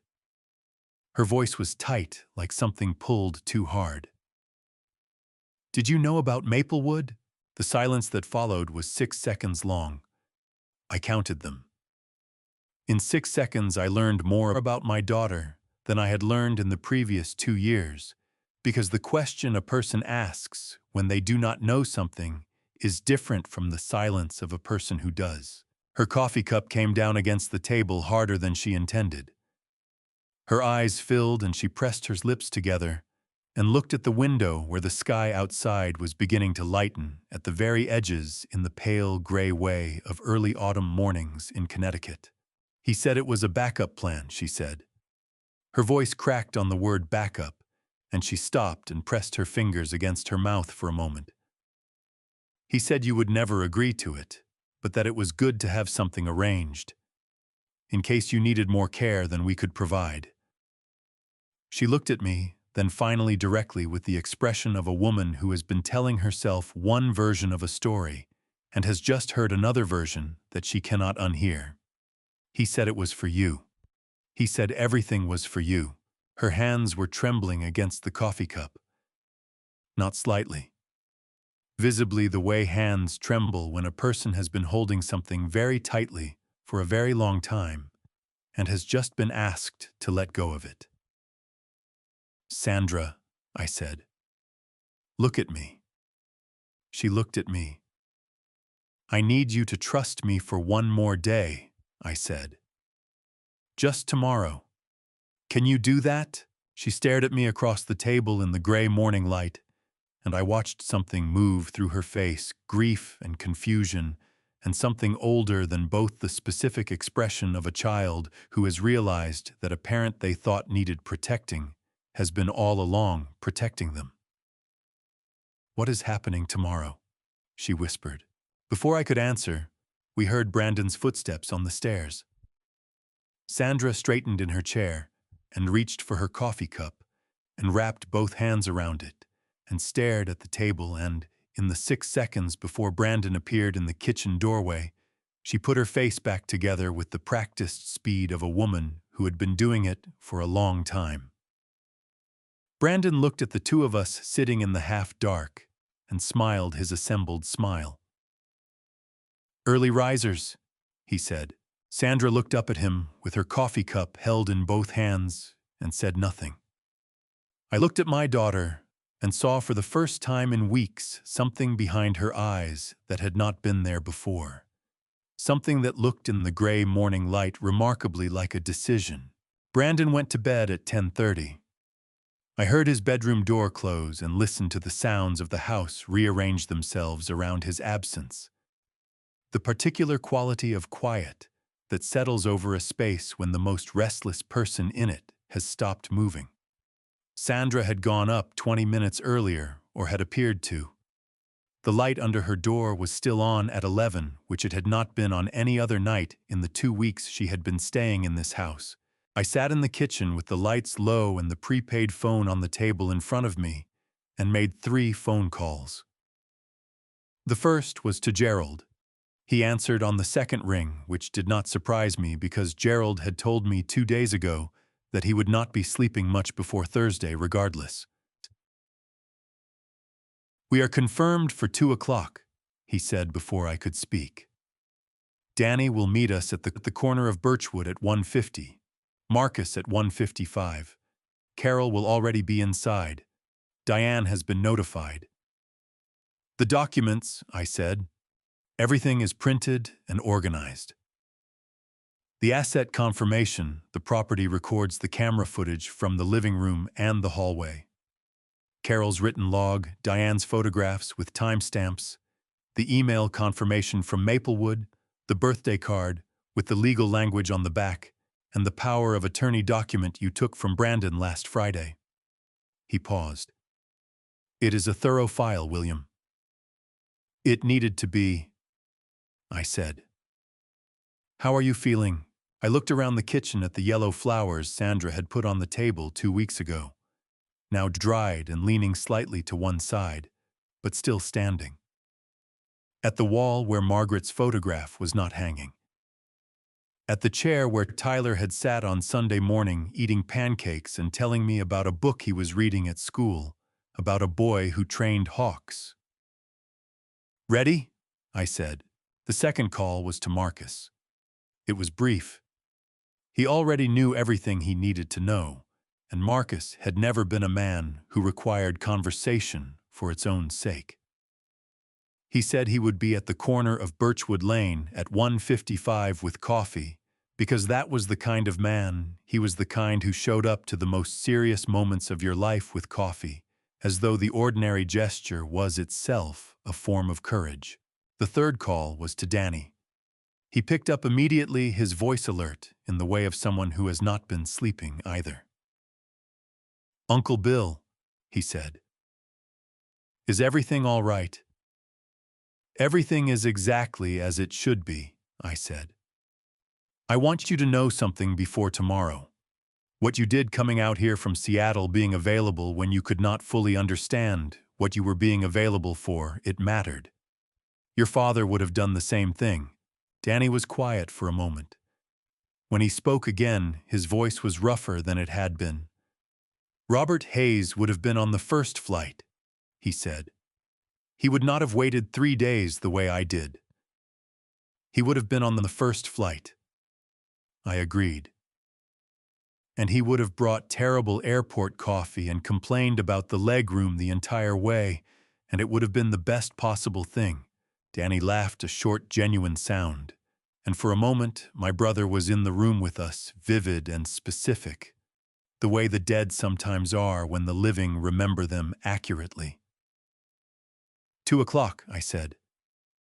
2 o'clock, he said. I ended the call and sat in the quiet kitchen for a long time.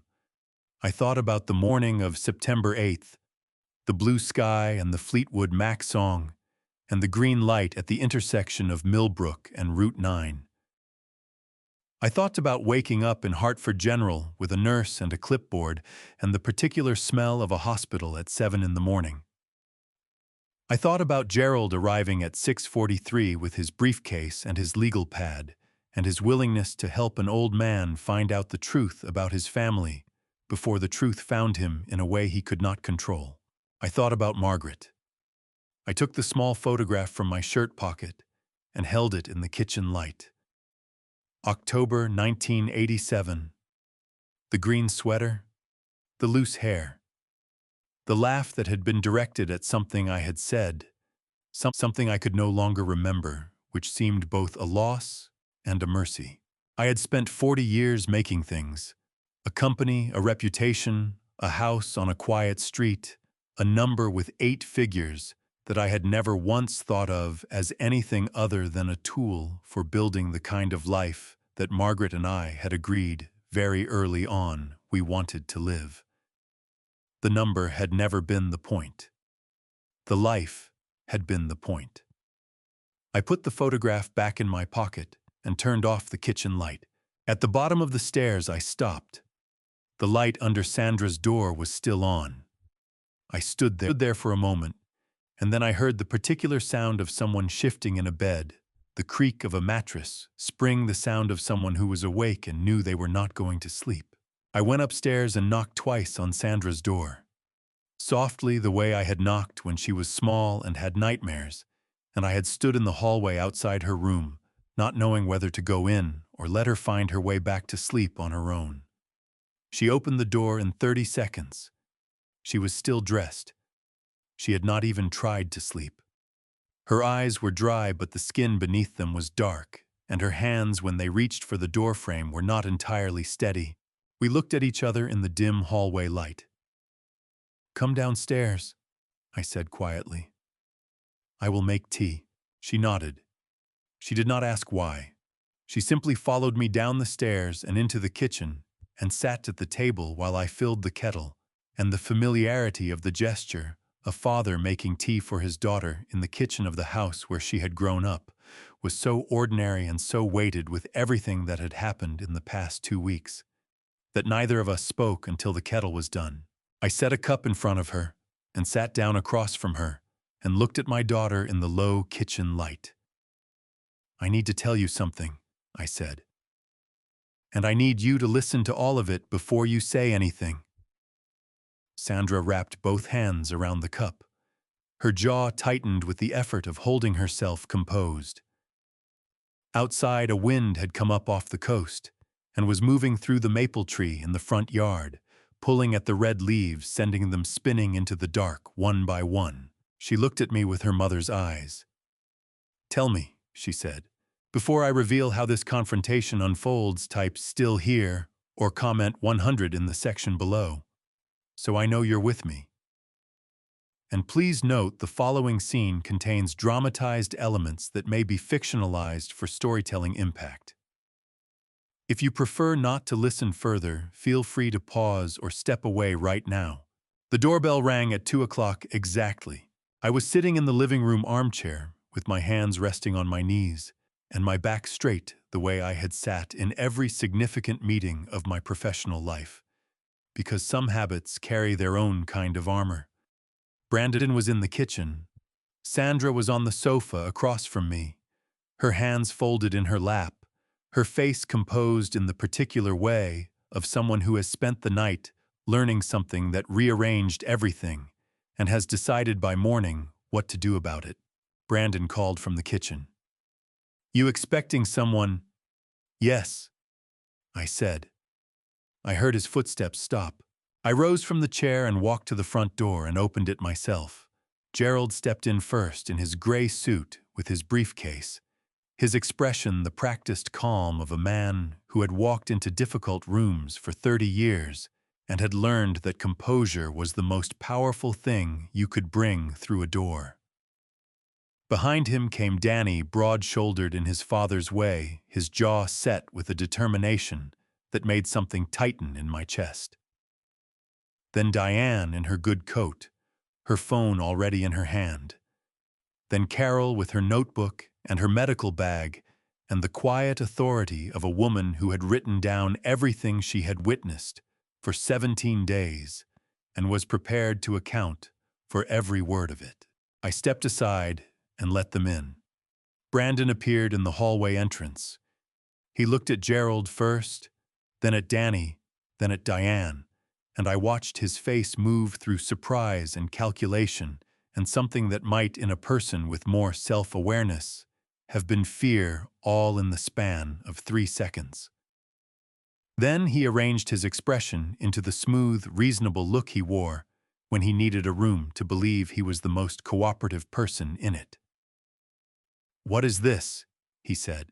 Gerald set his briefcase on the coffee table and opened it without looking at Brandon. "My name is Gerald Patterson. I am William's attorney.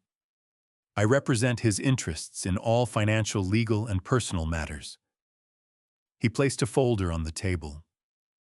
"I am here today because several things have occurred in this house over the past 17 days that require addressing." Brandon's eyes moved to Sandra. She was looking at the folder on the coffee table. She did not look back at him. That was the moment Brandon understood that something had shifted in the architecture of the room, though I suspected he did not yet understand how completely. Gerald opened the folder and began. He did not use dramatic language. He did not raise his voice. He simply placed each document on the table in order and described what it was and what it showed in the even methodical way of a man who understood that facts presented clearly are more devastating than facts presented loudly. The asset confirmation first. $22 million fully intact across 4 documented accounts and properties. Brandon's jaw tightened, but he said nothing. The Maplewood Care Center email. $1,500 deposit signed by Brandon James Mercer, reserving a room for William Robert Hayes beginning October 1st, without William's knowledge or consent. The birthday card. Gerald placed it on the table face up, then turned it over so the legal language on the back was visible. Brandon's breathing changed a small but audible shift. Carol's written log. 17 days of observations time-stamped covering the medication schedule alteration attempt, the request that Carol misrepresent William's cognitive status to the facility physician, and Brandon's offer of $200 in cash for a favorable written assessment. Diane's photographs. The real estate agent at 6:50 in the morning. The agent photographing the garage. Brandon shaking his hand on the porch. The power of attorney document. 5 pages. Gerald turned to page 5 and read the clause aloud, the one permitting Brandon to act without prior notification, in the measured voice of a man reading something into a record. The camera footage was last. Gerald placed a tablet on the table and pressed play without commentary. The living room camera, 11:47 on the night of September 22nd. Sandra moving to the cabinet beside the fireplace, opening it, taking the jewelry box, carrying it toward the hallway. Sandra made a sound that was not quite a word. Her hands came up to cover her face, and her shoulders bent forward, and she began to cry in the deep, wrenching way of someone who has been holding something for too long and has finally been permitted to put it down. Brandon stepped forward. "That footage is inadmissible. You cannot record people in a private residence without consent." "In Connecticut," Gerald said without looking up from the folder, "a homeowner has the legal right to install recording devices in common areas of their own property. The living room qualifies. The footage is entirely admissible." He closed the folder. "Additionally, Mr. Mercer, you are not in a courtroom. You are in William's living room, and he has asked me to present these facts to you directly before deciding how to proceed." I stood up from the armchair. The room went quiet in the particular way rooms go quiet when something that has been building for a long time finally arrives. "I want to speak now," I said. I looked at Brandon. He was standing near the hallway entrance with his arms at his sides and his face doing several things at once, none of them successfully. 17 days ago, I said, I told you the money was gone. Every account, every investment, everything I spent 40 years building. I kept my voice level, the voice I had used in every negotiation that mattered, the voice that carried not because it was loud, but because it meant every word it said. I told you that because I needed to know what you were when you believed there was nothing left to take. And now I know. I turned to Sandra. She had lifted her face from her hands. Her eyes were swollen and her cheeks were wet, and she was looking at me with an expression I had not seen on her face since she was 7 years old, and had broken a window with a baseball and come to tell me about it herself before I found out another way. I am not angry with you, I said. I want you to hear that first. Her face crumpled, and she pressed her hands against her mouth and nodded a small, desperate motion. I looked back at Brandon. I want you out of this house by 4 o'clock, I said. Gerald will provide you with a written summary of what has been documented and what the available legal remedies are if any of it continues. The Maplewood reservation will be canceled this afternoon.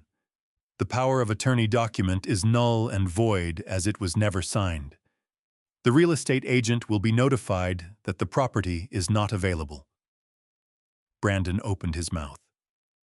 I am not finished, I said. He closed it. You came into my home and you looked at everything I built, and you decided it belonged to you, I said. You moved my photographs. You changed my locks. You brought a man in a white coat to tell a room full of documents that I was losing my mind. You put a deposit on a room 40 minutes outside the city so you could sell the house while I was gone. I looked at him steadily. You did all of this in 17 days. I want you to think about what that says about the 17 years before them. Brandon stared at me.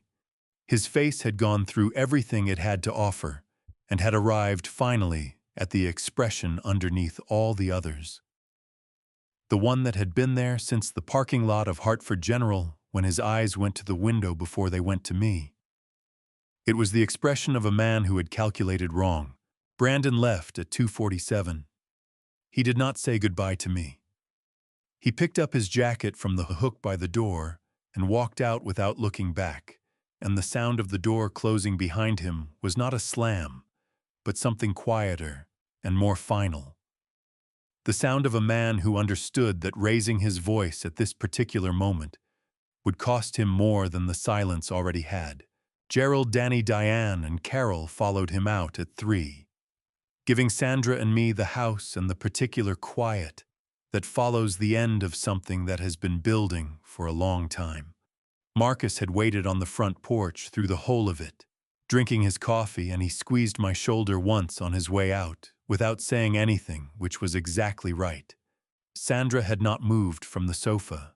She was sitting with her knees pulled up and her arms wrapped around them, smaller than I had seen her look since she was a child, and she was staring at the space on the wall where Margaret's photograph had hung and was not hanging now, and her eyes were dry because she had run out of tears sometime in the last hour, and what remained was something rawer and quieter than crying. I sat down beside her, not across from her. Beside her the way I had sat beside her on this same sofa the night Margaret died, when there had been nothing useful to say, and the only thing that mattered was that she did not have to be alone inside of it. We sat without speaking for a long time. Outside, the September afternoon was going gold, the light coming through the front windows at the low angle it reached in the last weeks before the clocks changed. He told me you chose work over me when I was growing up, Sandra said. Her voice was flat in the way voices go flat when a person is being very careful with themselves. He said you built the company instead of showing up, that you were never there for the things that mattered. He said I had spent my whole life making excuses for a man who never once chose me first. She paused. And the worst part, she said, was that some of it was true. The words landed exactly as they were meant to, and I did not try to soften the landing. Yes, I said. Some of it was true. Sandra turned to look at me. Whatever she had expected me to say, it was not that, and the surprise of it moved through her face and loosened something that had been held very tightly. I missed things, I said. Your spring recital in 4th grade, your first debate competition in middle school, the parent-teacher conference the year you were struggling with algebra, and your teacher called to tell me she was worried about you, and I rescheduled the meeting twice, and then the school year ended. I looked at my hands. I told myself it was temporary, that once the company was stable I would have more time. The company was never fully stable, and the time never fully came, and you grew up in the gaps of my attention and became a remarkable person in spite of me rather than because of me. Sandra made a sound that was not quite a word. Brandon found that, I said. He found the true part of what he was telling you, and he built everything else around it because a lie that contains a true thing is much harder to put down than a lie that contains nothing. I looked at her. I am sorry, Sandra. Not for the test. For the years that made the test feel necessary to you. Sandra unfolded herself from the sofa and leaned forward with her elbows on her knees and pressed her face into her hands and stayed there for a long time. Her shoulders shook once, twice, then steadied. When she looked up, her eyes were red and her face was open in the way faces become when there is nothing left worth hiding. I knew, she said, about the house, about Maplewood. Not the details, not the timeline, but I knew the shape of it. Her voice broke and she steadied it deliberately, with visible effort, the way she had always steadied herself when she needed to say something difficult. I told myself he was trying to help, that he understood things about our situation that I did not, that he was being practical in a way I was not capable of. She looked at the wall where the photographs were not. He took down Mom's picture, and I let him tell me it was for your benefit. What does that say about me? It says you were in a marriage with someone who had been studying your weakest places for 11 years, I said. It does not say anything else. She was quiet for a moment. Then, in a voice barely above a whisper, she said the thing that I had known was coming, and had been both dreading and needing to hear. Did you think I would have gone along with it? She asked. If you had just talked to me instead of testing everyone, did you think I would have chosen him over you? The question sat between us in the afternoon light. I thought about Sandra at the kitchen table on Sunday morning, pouring juice, asking whether I wanted the television on. I thought about her voice saying he said everything was for you and the way her hands had trembled against the coffee cup. I thought about her light still on at 11 on the night I knocked on her door. I did not know, I said honestly. And I was too afraid of the answer to ask. Sandra looked at me for a long time. Then she reached over and put her hand over mine on the sofa cushion, the same gesture she had made in the hospital 2 weeks ago. Her thumb moving back and forth across my knuckles, and this time, it was not the gesture of a daughter reassuring a father she thought was fragile. It was something older and more equal than that. Gerald returned at 4:30 with 2 witnesses, and the new will notarized and witnessed and fully executed under Connecticut law. Sandra sat at the kitchen table while he explained its contents.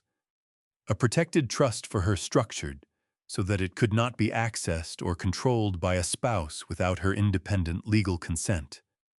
A substantial allocation to the fund for elderly patients, abandoned after medical procedures. A smaller direct bequest to Danny. The house on Birchwood Lane to remain William's for as long as he chose to live in it. Sandra listened to all of it without asking about amounts. When Gerald finished, she looked at me across the table with her mother's eyes and said, "Is there anything you need me to do?" Yes, I said. Tomorrow I need you to help me find where Brandon put your mother's photograph. Sandra's face did something complicated, and then settled into something that was not quite a smile, but was in the same family as one. I know where it is, she said. I put it back in the cabinet myself last night before I came downstairs. The house on Birchwood Lane sold in November. Not because I needed the money, because I needed a different set of walls, ones that did not carry the specific weight of 17 days in September that I did not want to spend the rest of my life walking past. I bought a smaller place near the water, a gray shingled house on a street where you could hear the ocean if the wind was right. Marcus helped me move. Danny drove up from the city and fixed a cabinet door that had been loose since before anyone could remember. Diane brought soup and a plant she said was impossible to kill, which I appreciated because I had never been good with plants. Carol came 3 days a week. Not because I could not manage alone, but because I had learned in the last year of my life that accepting help from the right people was not weakness. It was simply accurate. Sandra called every Sunday. The calls were short at first, careful the calls of two people relearning the sound of each other's voices without anyone standing between them. By December, they were longer. She asked about the ocean. I asked about Tyler. Neither of us mentioned Brandon. I used a portion of the $22 million to establish a fund for elderly patients discharged from hospitals without adequate support. The first recipient was a man of 74 whose children had argued about who was responsible for his care until the question answered itself. He sent me a note. I kept it beside Margaret's photograph on the shelf by the window. On the morning of the winter solstice, the shortest day of the year, I stood on the porch of the gray house with my coffee and watched the sun come up over the water. My wrist ached in the cold, the way it would probably always ache now. The maple tree on Birchwood Lane was bare by now, every red leaf finally gone. I thought about the green light at the intersection of Millbrook and Route 9. I thought about everything that had grown from that one ordinary morning when the world folded in half and showed me what was on the other side. $22 million had not bought me a better family. It had bought me the clarity to finally see the one I had, and the freedom at 70 years old to choose what came next. I went inside and put Margaret's photograph on the shelf by the window, where the morning light hit it first. That was enough. That was exactly enough. This grandpa story taught me something I wish I had learned decades earlier. I spent 40 years building wealth, and not enough years building the kind of honesty that prevents a family story like this from happening in the first place. Do not do what I did. Do not wait until a hospital bed and a broken wrist force you to find out who loves you and who loves what you own. Have that conversation now while there is still time to choose differently. My personal belief is simple. A family is not defined by what it inherits. It is defined by what it does when there is nothing left to inherit. And I believe God put certain people in our lives, a neighbor who watches through her kitchen window, an old friend who shows up with coffee, a nephew who books the first available flight, not by accident, but because we are not meant to face the hardest moments alone. If this grandpa story or this family story moved something in, you leave a comment below and tell me what it brought up. Share it with someone who needs to hear it. And if you want more family stories that ask the hard questions about love, loyalty, and what we owe each other, subscribe and stay with us. Thank you so much for watching all the way to the end. One more thing, some of our upcoming stories contain fictional elements crafted purely for reflection and life lessons. If that is not the kind of content you are looking for, no hard feelings at all. Choose what nourishes you. We will see you in the next one.